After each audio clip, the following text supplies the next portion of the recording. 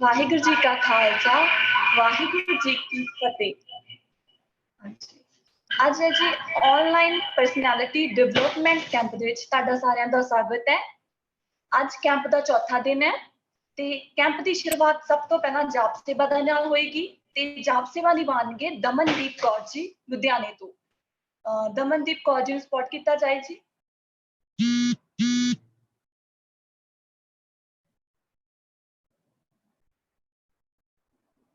Damandeep Kaur ji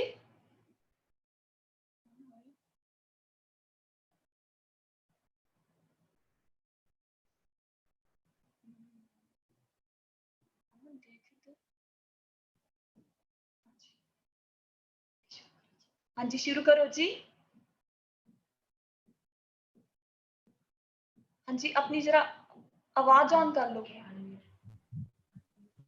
unmute कर दो जी।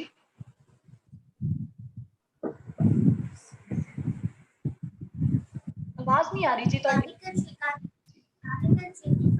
ਵਾਹਿਗੁਰੂ ਜੀ ਕਾ ਖਾਲਸਾ ਵਾਹਿਗੁਰੂ ਜੀ ਕੀ ਫਤਿਹ।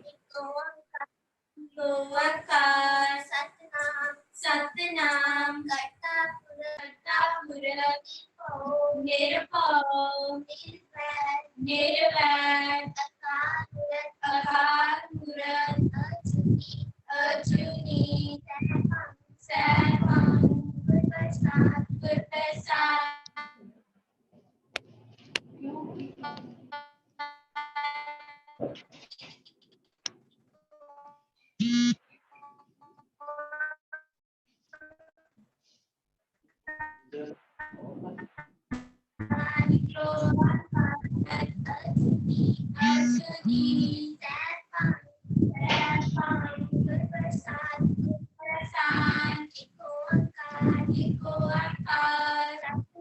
ਸਤਨਾਮ ਕਰਤਾ ਪੁਰਖ ਨਿਰਭਉ ਨਿਰਵੈਰ ਅਕਾਲ ਮੂਰਤ ਅਜੂਨੀ ਸੈਭੰ ਗੁਰ ਪ੍ਰਸਾਦ ਏਕ ਓੰਕਾਰ ਸਤਨਾਮ ਕਰਤਾ ਪੁਰਖ ਨਿਰਭਉ ਨਿਰਵੈਰ ਅਕਾਲ ਮੂਰਤ ਅਜੂਨੀ ਸੈਭੰ ਗੁਰ ਪ੍ਰਸਾਦ ਓੰਕਾਰ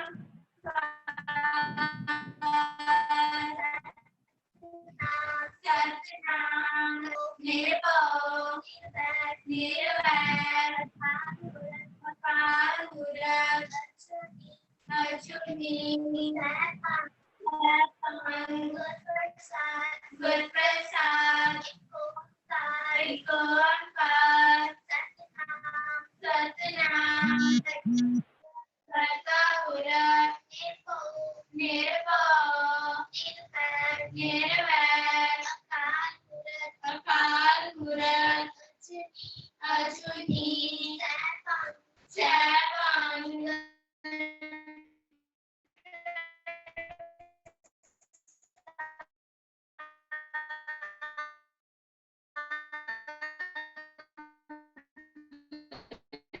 ਪ੍ਰਸਾਦ ਵਾਹਿਗੁਰੂ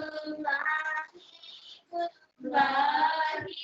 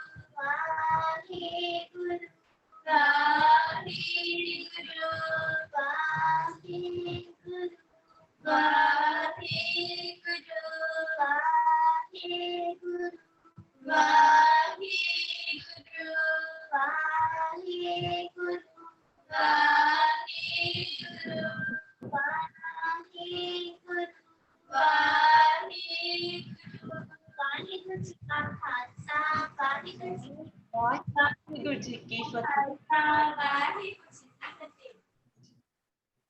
हाँ जी, बहुत वधिया जी, बहुत वधिया तुसी जापदी सेवा निभाई, बहुत बहुत धन्नवाद तुहाडा।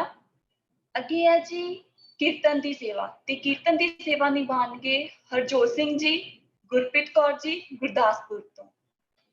वीर जी उन्होंने स्पॉट किया जाए।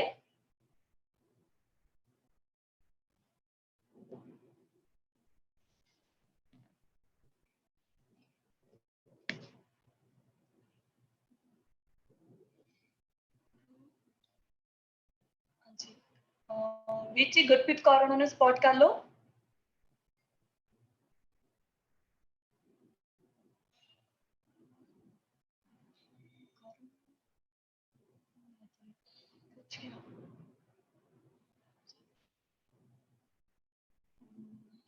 वाहिगुरु जी।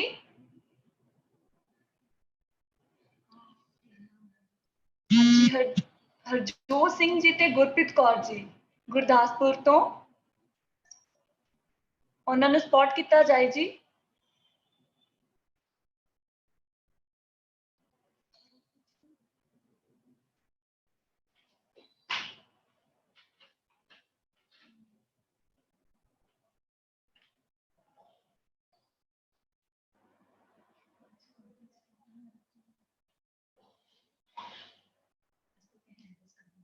हाँ जी, हैंड रेज करो जी गुरप्रीत कौर जी,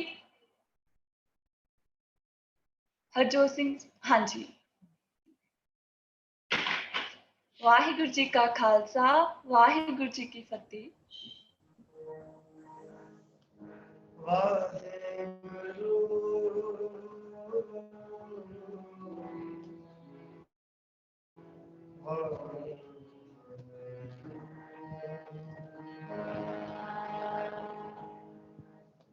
सत मेहरबान साहिब, सत मेहरबान, सत मेहरबान साहिब, सत मेहरबान, सच्चा साहिब सत मेहरबान, सच्चा साहिब सत मेहरबान, सत मेहरबान साहिब सत मेहरबान, सत मेहरबान साहिब सत मेहरबान, सच्चा साहिब सत मेहरबान, सच्चा साहिब सत मेहरबान, बंद पाया मेरे सतगुर पूरे, हुई सर्व कल्याण,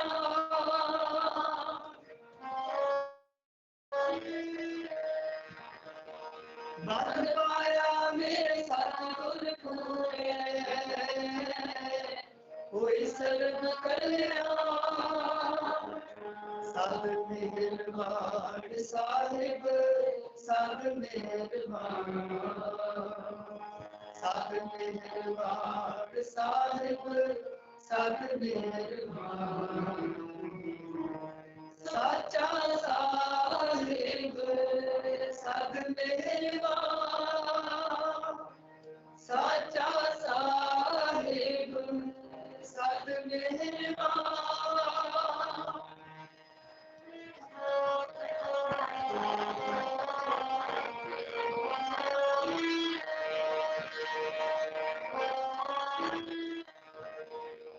हमारी गणित न गणना कारे, अपना वेद विशाल,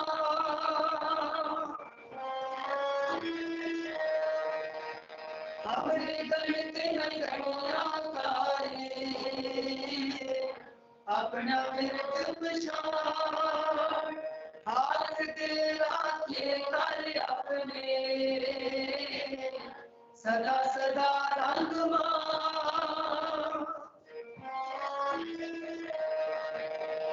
हाथ तेरा के कर अपने, सदा सदा रंग सत मेहरबान साहिब सत मेहरबान सत मेहरबान साहिब सत मेहरबान साचा साहिब सत मेहरबान साचा साहिब सत मेहरबान पत पाया मेरे सतगुर पूरे होई सर्व कल्याण पत पाया मेरे सतगुर पूरे होई सर्व कल्याण सत मेहरबान साहिब सत मेहरबान सत मेहरबान साहिब सत मेहरबान साचा साहिब सत मेहरबान साचा साहिब सत मेहरबान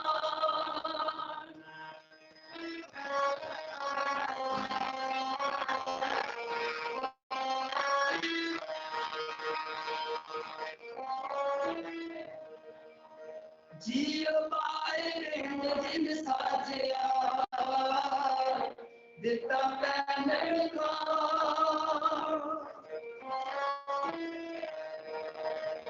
जियो पाए रिंद दिन साजिया दिता पैनल का अपने दास किया पैजराते नानक सतगुर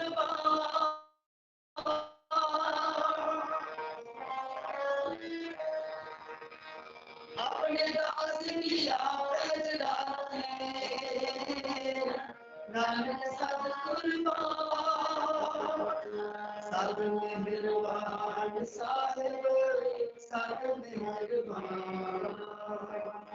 सत मेहरबान साहिब सत मेहरबान साचा साहिब सत मेहरबान साचा साहिब सत मेहरबान पत पाया मेरे सतगुर पूरे होई सर्व कल्याण पत पाया मेरे सतगुर पूरे होई सर्व कल्याण सत मेहरबान साहिब सत मेहरबान सत मेहरबान साहिब सत मेहरबान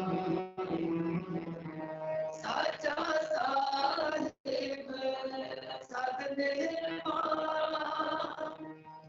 साचा साहिब सत मेहरबान साचा साहिब सत मेहरबान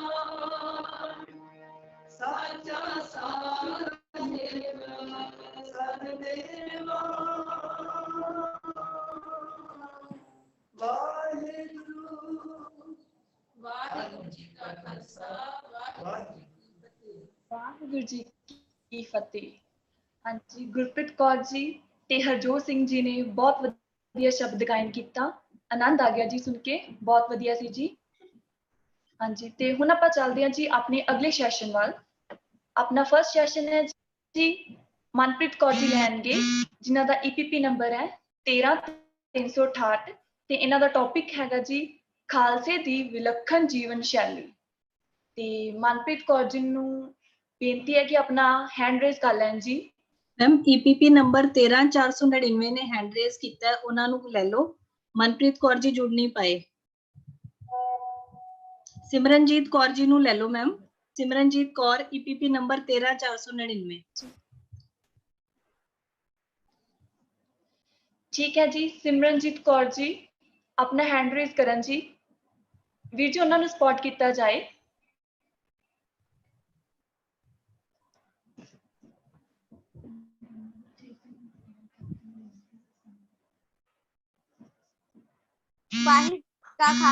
ਵਾਹਿਗੁਰੂ ਜੀ ਕੀ ਫਤਿਹ ਜੀ।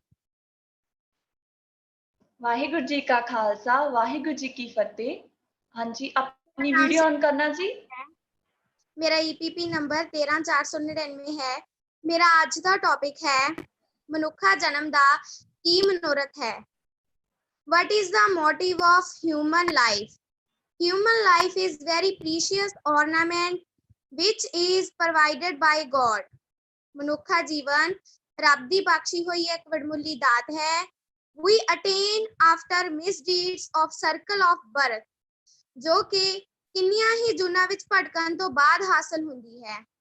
The human life seen discontented without praying to God, without chant, which God from long period of time. ਜੇ ਇੰਨੇ ਚਿਰਾਂ ਮਗਰੋਂ ਹਾਸਲ ਹੋਏ ਇਸ ਸੋਹਣੇ ਮਨੁੱਖੀ ਜੀਵਨ ਨੂੰ ਬਿਨਾਂ ਰੱਬ ਦੇ ਯਾਦ ਕੀਤਿਆਂ, ਸਿਮਰਨ ਕਰਿਆਂ, ਗੁਰਬਾਣੀ ਪੜ੍ਹੇ ਹੀ ਬਤੀਤ ਕਰ ਲਿਆ ਜਾਵੇ ਤਾਂ ਮਨੁੱਖੀ ਜੀਵਨ ਹੀ ਵਿਅਰਥ ਹੋ ਜਾਂਦਾ ਹੈ ਜੀ। ਪਈ ਪ੍ਰਾਪਤ ਮਾਨਖ ਦੇਹਰੀਆ, ਗੋਬਿੰਦ ਮਿਲਨ ਕੀ ਇਹ ਤੇਰੀ ਬਰੀਆ।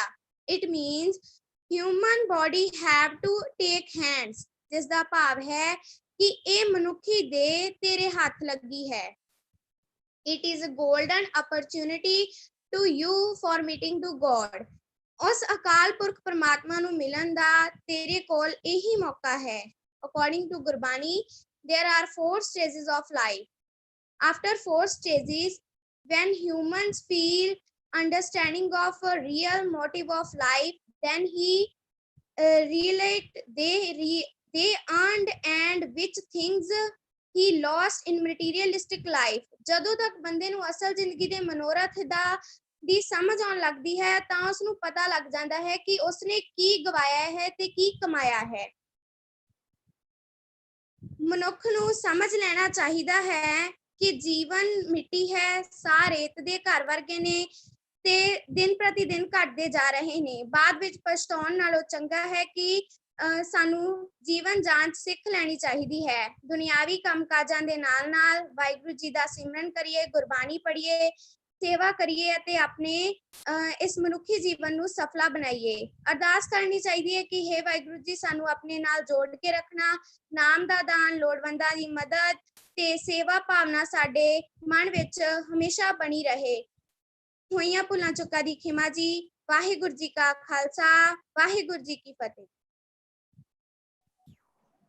ਵਾਹਿਗੁਰੂ ਜੀ ਕਾ ਖਾਲਸਾ, ਵਾਹਿਗੁਰੂ ਜੀ ਕੀ ਫਤਿਹ।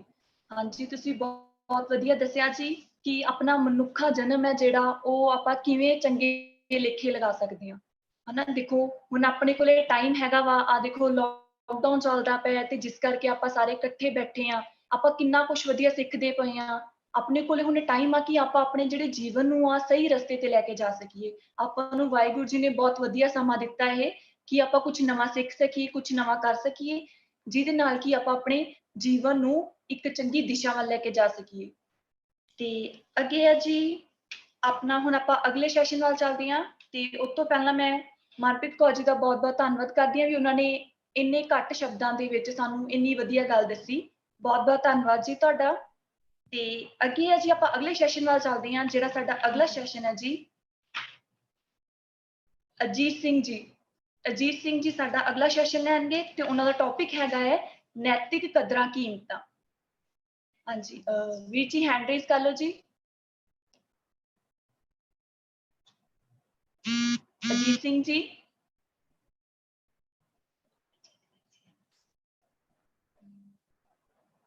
ਵੀਰ ਜੀ ਹੈਂਡ ਰੇਜ਼ ਕੀਤਾ ਜਾਏ।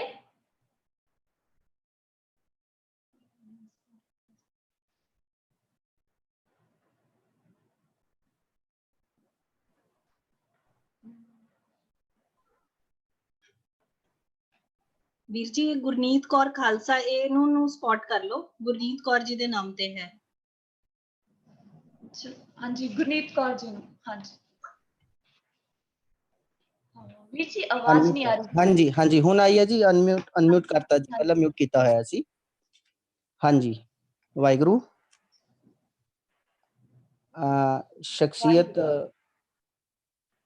ਸੁਚੱਜੀ ਸ਼ਖਸੀਅਤ ਉਸਾਰੂ ਕੈਂਪ ਦੇ ਵਿੱਚ ਪਾਰਟਿਸਿਪੇਟ ਕਰ ਰਹੇ ਸਮੂਹ ਟੀਚਰ ਸਾਹਿਬਾਨ, ਰਿਸਪੈਕਟਡ ਪ੍ਰਿੰਸੀਪਲ ਮੈਮ ਐਂਡ ਸਾਰੇ ਹੀ ਸਟੂਡੈਂਟ, ਆਓ ਸਾਰਿਆਂ ਤੋਂ ਪਹਿਲਾਂ ਗੁਰੂ ਫਤਿਹ ਨਾਲ ਸਾਂਝ ਪਾਈਏ। ਗੱਜ ਕੇ ਆਖੋ ਜੀ, ਵਾਹਿਗੁਰੂ ਜੀ ਕਾ ਖਾਲਸਾ, ਵਾਹਿਗੁਰੂ ਜੀ ਵਾਹਿਗੁਰੂ ਜੀ ਕੀ ਫਤਿਹ। ਅੱਜ ਦਾ ਜੋ ਮੈਨੂੰ ਟੌਪਿਕ ਮਿਲਿਆ ਹੈ, ਨੈਤਿਕ ਕਦਰਾਂ ਕੀਮਤਾਂ।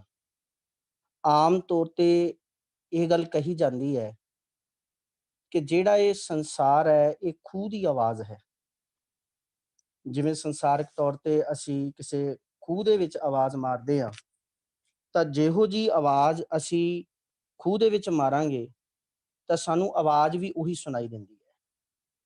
ਇਸੇ ਤਰ੍ਹਾਂ ਸੰਸਾਰ ਦੇ ਵਿੱਚ ਵਿਚਰਦਿਆਂ ਹੋਇਆਂ ਵੀ ਇਹ ਸਾਨੂੰ ਹਮੇਸ਼ਾ ਯਾਦ ਰੱਖਣਾ ਚਾਹੀਦਾ ਹੈ ਕਿ ਜਿਹੋ ਜਿਹਾ ਅਸੀਂ ਕਿਸੇ ਨੂੰ ਬੋਲਦੇ ਹਾਂ, ਜਿਹੋ ਜਿਹਾ ਅਸੀਂ ਕਿਸੇ ਨਾਲ ਵਿਵਹਾਰ ਕਰਦੇ ਹਾਂ, ਸਾਨੂੰ ਉਹਦੇ ਬੈਕ ਵਿੱਚ ਉਹੀ ਚੀਜ਼ ਹੀ ਪ੍ਰਾਪਤ ਹੋਣੀ ਹੈ। ਕਿਉਂਕਿ ਜਿਹੜਾ ਆਪਣੇ ਕੈਂਪ ਦਾ ਨਾਮ ਹੈ, ਉਹਦੇ ਵਿੱਚ ਵੀ ਇੱਕ ਲਫ਼ਜ਼ ਹੈ ਸ਼ਖਸੀਅਤ, ਸੁਚੱਜੀ ਸ਼ਖਸੀਅਤ, ਭਾਵ ਸੋਹਣਾ ਘੜਿਆ ਹੋਇਆ ਜੀਵਨ। ਔਰ ਜਦੋਂ ਗੱਲ ਅਸੀਂ ਸ਼ਖਸੀਅਤ ਦੀ ਕਰਦੇ ਹਾਂ, ਸੁਚੱਜੇ ਜੀਵਨ ਦੀ ਗੱਲ ਕਰਦੇ ਹਾਂ, ਤਾਂ ਉਹਦੇ ਵਿੱਚ ਜ਼ਰੂਰੀ ਹੈ ਕਿ ਸਾਡੇ ਕੋਲੇ ਨੈਤਿਕ ਕਦਰਾਂ ਕੀਮਤਾਂ ਹੋਣੀਆਂ ਚਾਹੀਦੀਆਂ।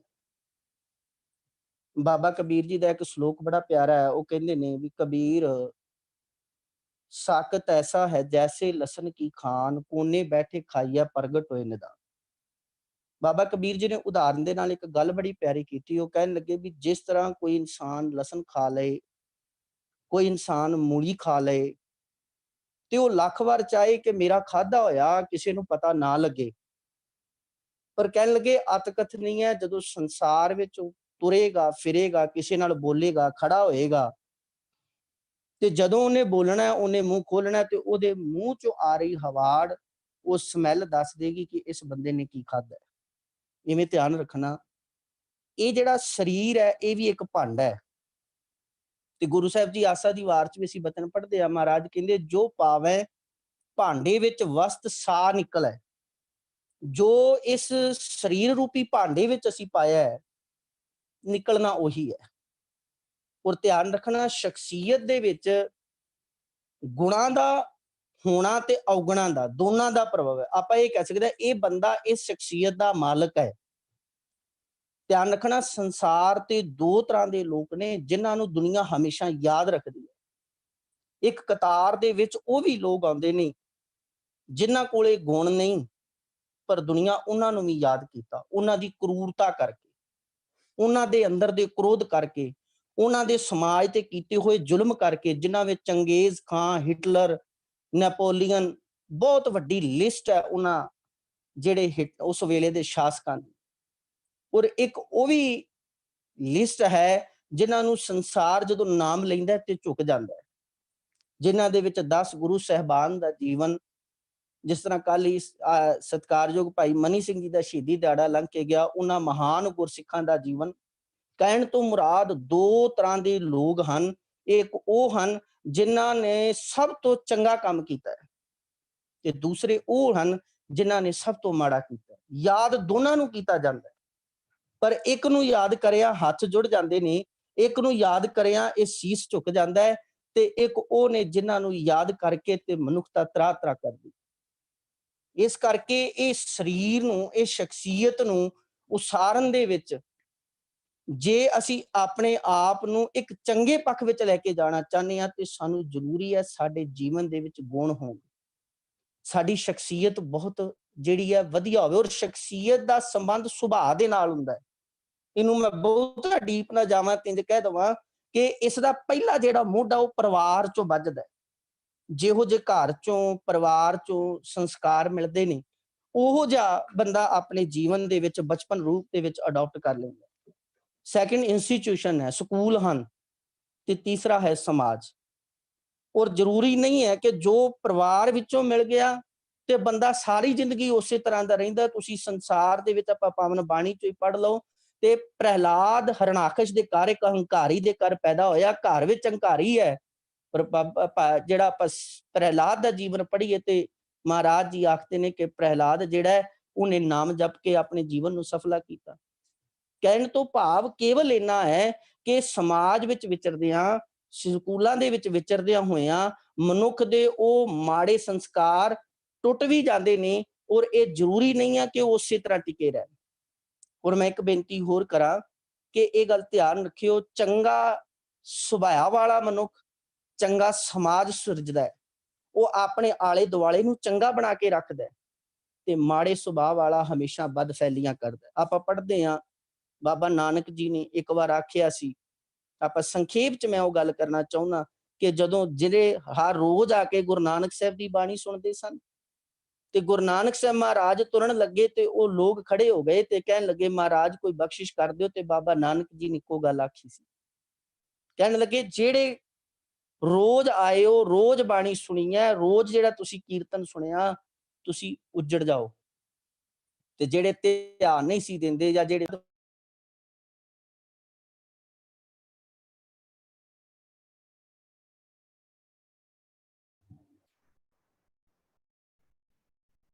ਤੇ ਉਹਨਾਂ ਨੇ ਇਹ ਗੱਲ ਆਖ ਦਿੱਤੀ ਸੀ ਕਿ ਤੁਸੀਂ ਵਸ ਜਾਓ।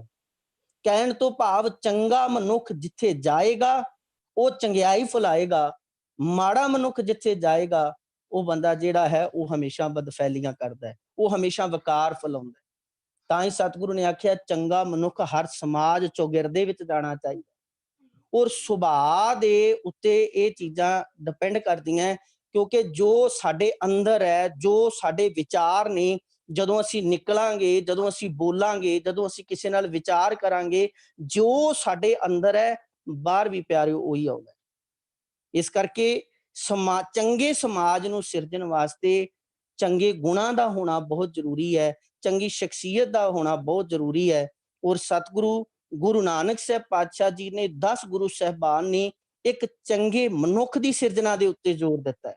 ਔਰ ਮੈਂ ਇੱਕ ਬੇਨਤੀ ਹੋਰ ਕਰਾਂ, ਇਹਦੇ ਵਿੱਚ ਕੋਈ ਸ਼ੱਕ ਨਹੀਂ, ਸਿੱਖ ਨੂੰ ਵੱਧ ਤੋਂ ਵੱਧ ਬਾਣੀ ਪੜ੍ਹਨੀ ਚਾਹੀਦੀ ਹੈ, ਪਰ ਧਿਆਨ ਰੱਖਣਾ ਗੁਰੂ ਸਾਹਿਬ ਜੀ ਨੇ ਕੇਵਲ ਉਹਨਾਂ ਨੂੰ ਹੀ ਮਾਨਤਾ ਨਹੀਂ ਦਿੱਤੀ ਜਿਨ੍ਹਾਂ ਨੇ ਕੇਵਲ ਬਾਣੀ ਪੜ੍ਹ ਲਈ, ਜਿਨ੍ਹਾਂ ਨੇ ਕੇਵਲ ਬਾਣੀ ਸੁਣ ਲਈ। ਆਪਾਂ ਬਾਣੀ ਪੜ੍ਹੀਏ, ਗੁਰੂ ਸਾਹਿਬ ਕਹਿ ਦਿੰਦੇ ਕਿਆ ਪੜ੍ਹੀ ਹੈ, ਕਿਆ ਗੁਨੀ ਹੈ, ਕਿਆ ਵੇਦ ਪੁਰਾਨਾ ਸੁਣੀ ਹੈ। ਜਾਂ ਆਸਾ ਕੀ ਵਾਰ ਚ ਵੀ ਗੁਰੂ ਸਾਹਿਬ ਕਹਿ ਦਿੰਦੇ ਵੀ ਬੰਦਿਆ ਜੇ ਕੇਵਲ ਪੜ੍ਹਿਆ ਹੀ ਤਾਂ ਫਿਰ ਮਹਾਰਾਜ ਕਹਿੰਦੇ ਪੜ੍ਹ ਪੜ੍ਹ ਗੱਡੀ ਲੱਦੀਆਂ, ਪੜ੍ਹ ਪੜ੍ਹ ਭਰੀਆਂ ਸਾਥ। ਤਾਂ ਕਹਿਣ ਤੋਂ ਭਾਵ ਜਿੱਥੇ ਗੁਰਬਾਣੀ ਨੂੰ ਗੁਰੂ ਸਾਹਿਬ ਜੀ ਨੇ ਸਾਨੂੰ ਬਖਸ਼ਿਸ਼ ਕੀਤੀ ਹੈ, ਗੁਰਬਾਣੀ ਦੇ ਅੰਦਰ ਸਾਨੂੰ ਚੰਗੀ ਸ਼ਖਸੀਅਤ ਬਣਾਉਣ ਦੇ ਉੱਤੇ ਮਹਾਰਾਜ ਨੇ ਜ਼ੋਰ ਦਿੱਤਾ। ਇਹ ਨੈਤਿਕ ਕਦਰਾਂ ਕੀਮਤਾਂ ਦੀ ਗੱਲ ਹੈ ਕਿ ਸਾਡੀ ਨੈਤਿਕਤਾ ਦੇ ਤੌਰ ਤੇ ਸਾਡੇ ਸਮਾਜ ਵਿੱਚ ਵਿਚਰਦਿਆਂ ਹੋਇਆਂ, ਇੱਕ ਸੰਸਥਾ ਵਿੱਚ ਵਿਚਰਦਿਆਂ ਹੋਇਆਂ, ਇੱਕ ਪਰਿਵਾਰ ਵਿੱਚ ਵਿਚਰਦਿਆਂ ਹੋਇਆਂ ਸਾਡੇ ਕਿਹੋ ਜਿਹੇ ਫਰਜ਼ ਚਾਹੀਦੇ ਨੇ। ਔਰ ਗੁਰੂ ਸਾਹਿਬ ਜੀ ਨੇ ਬੜਾ ਪਿਆਰਾ ਆਖਿਆ, ਮਹਾਰਾਜ ਕਹਿੰਦੇ ਗੁਰ ਮਿਲ ਚੱਜ ਆਚਾਰ ਸਿੱਖ। ਗੁਰੂ ਨੂੰ ਮਿਲ ਕੇ ਤੂੰ ਜਿਉਣ ਦਾ ਚੰਗਾ ਢੰਗ ਸਿੱਖਣਾ ਹੈ। ਚੱਜ ਇੱਕ ਲਫ਼ਜ਼ ਹੈ ਕੁਚੱਜ ਤੇ ਇੱਕ ਹੈ ਚੱਜ, ਧਿਆਨ ਦੇਣਾ। ਭਾਵੇਂ ਬਾਣੀ ਵਿੱਚ ਵੀ 2 ਬਾਣੀਆਂ ਅਸੀਂ ਪੜ੍ਹਦੇ ਹਾਂ, ਇੱਕ ਬਾਣੀ ਹੈ ਕੁਚੱਜੀ ਤੇ ਇੱਕ ਬਾਣੀ ਹੈ ਸੁਚੱਜੀ। ਕੁਚੱਜ ਹੈ ਜਿਹਨੂੰ ਜਿਉਣ ਦਾ ਤਰੀਕਾ ਨਹੀਂ, ਤੇ ਸੁਚੱਜ ਹੈ ਜਿਹਨੂੰ ਜਿਉਣ ਦਾ ਤਰੀਕਾ ਆ ਗਿਆ।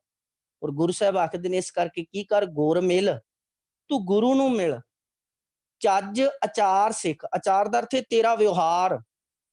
ਧਿਆਨ ਦੇਣਾ, ਜ਼ਰੂਰੀ ਨਹੀਂ ਹੈ ਕਿ ਮੈਂ ਬਾਣੀ ਪੜ੍ਹਦਾ, ਮੈਂ ਬਹੁਤ ਸਿਮਰਨ ਕਰਦਾ, ਇਹ ਜ਼ਰੂਰੀ ਨੇ। ਮੈਂ ਇਹ ਨਹੀਂ ਕਹਿ ਰਿਹਾ ਇਹ ਨਹੀਂ ਕਰਨਾ, ਇਹ ਸਿੱਖ ਦੀ ਰੋਜ਼ਮਰਾ ਦੀ ਜ਼ਿੰਦਗੀ ਦਾ ਅੰਗ ਹੈ। ਸਾਡੀ ਰਹਿਤ ਮਰਿਆਦਾ ਨੇ ਇਸ ਤੇ ਬਹੁਤ ਵੱਡਾ ਜ਼ੋਰ ਦਿੱਤਾ ਹੈ, ਪਰ ਸਾਨੂੰ ਇਹਨਾਂ ਚੀਜ਼ਾਂ ਨੂੰ ਦੱਸਣ ਦੀ ਲੋੜ ਨਹੀਂ ਹੈ। ਸਾਡਾ ਵਿਚਰਨਾ, ਸਾਡਾ ਕਿਸੇ ਨਾਲ ਬੋਲਣਾ, ਸਾਡਾ ਸਮਾਜ ਵਿੱਚ ਰਹਿਣਾ, ਕਿਸੇ ਦਾ ਨਾਲ ਵਰਤ ਵਿਹਾਰ ਕਰਨਾ, ਉਹਦੇ ਵਿੱਚੋਂ ਹੀ ਬਾਬੇ ਨਾਨਕ ਦੇ ਜੀਵਨ ਵਾਲੀ ਝਲਕ ਮਿਲ ਜਾਣੀ। ਮਹਾਰਾਜ ਕਹਿੰਦੇ ਇਸ ਕਰਕੇ ਕੀ ਕਰ, ਗੁਰ ਮਿਲ ਚੱਜ ਆਚਾਰ ਸਿੱਖ, ਤੁਧ ਕਦੇ ਨਾ ਲੱਗੇ ਦੁੱਖ। ਜੇ ਤੂੰ ਗੁਰੂ ਨੂੰ ਮਿਲ ਕੇ ਜਿਉਣ ਦਾ ਢੰਗ ਤੇ ਤਰੀਕਾ ਸਿੱਖ ਲਵੇਂਗਾ, ਤੇਰੇ ਜੀਵਨ ਦੇ ਵਿੱਚ ਕਦੀ ਦੁੱਖ ਨਹੀਂ ਆਵੇਗਾ। ਦੁੱਖ ਤੋਂ ਭਾਵ ਇਹ ਵੀ ਮੈਂ ਬੇਨਤੀ ਕਰਾਂ ਕਿ ਮਤਾ ਇਹ ਸੋਚ ਲੈਣਾ ਕਿ ਜਿਹੜੇ ਬਾਣੀ ਪੜ੍ਹਦੇ ਨੇ, ਜਿਹੜੇ ਸਿਮਰਨ ਕਰਦੇ ਨੇ, ਜਿਹੜੇ ਗੁਰੂ ਦੇ ਲੜ ਲੱਗ ਜਾਂਦੇ ਨੇ, ਉਹਨਾਂ ਨੂੰ ਸੰਸਾਰਕ ਦੁੱਖ ਨਹੀਂ ਆਉਂਦੇ। ਪਰ ਹਾਂ, ਉਹਨਾਂ ਦੀ ਪਰਿਭਾਸ਼ਾ ਦੁੱਖ ਨੂੰ ਫੇਸ ਕਰਨ ਵਾਲੀ ਹੋਰ ਹੁੰਦੀ ਹੈ। ਉਹ ਭਾਣੇ ਵਿੱਚ ਰਹਿੰਦੇ ਨੇ, ਉਹ ਦੁੱਖਾਂ ਨੂੰ, ਵੱਡੀ ਤੋਂ ਵੱਡੀ ਮੁਸ਼ਕਲ ਨੂੰ ਫੇਸ ਕਰਨ ਵਾਸਤੇ, ਲੜਨ ਵਾਸਤੇ ਹਰ ਟਾਈਮ ਤਿਆਰ ਰਹਿੰਦੇ।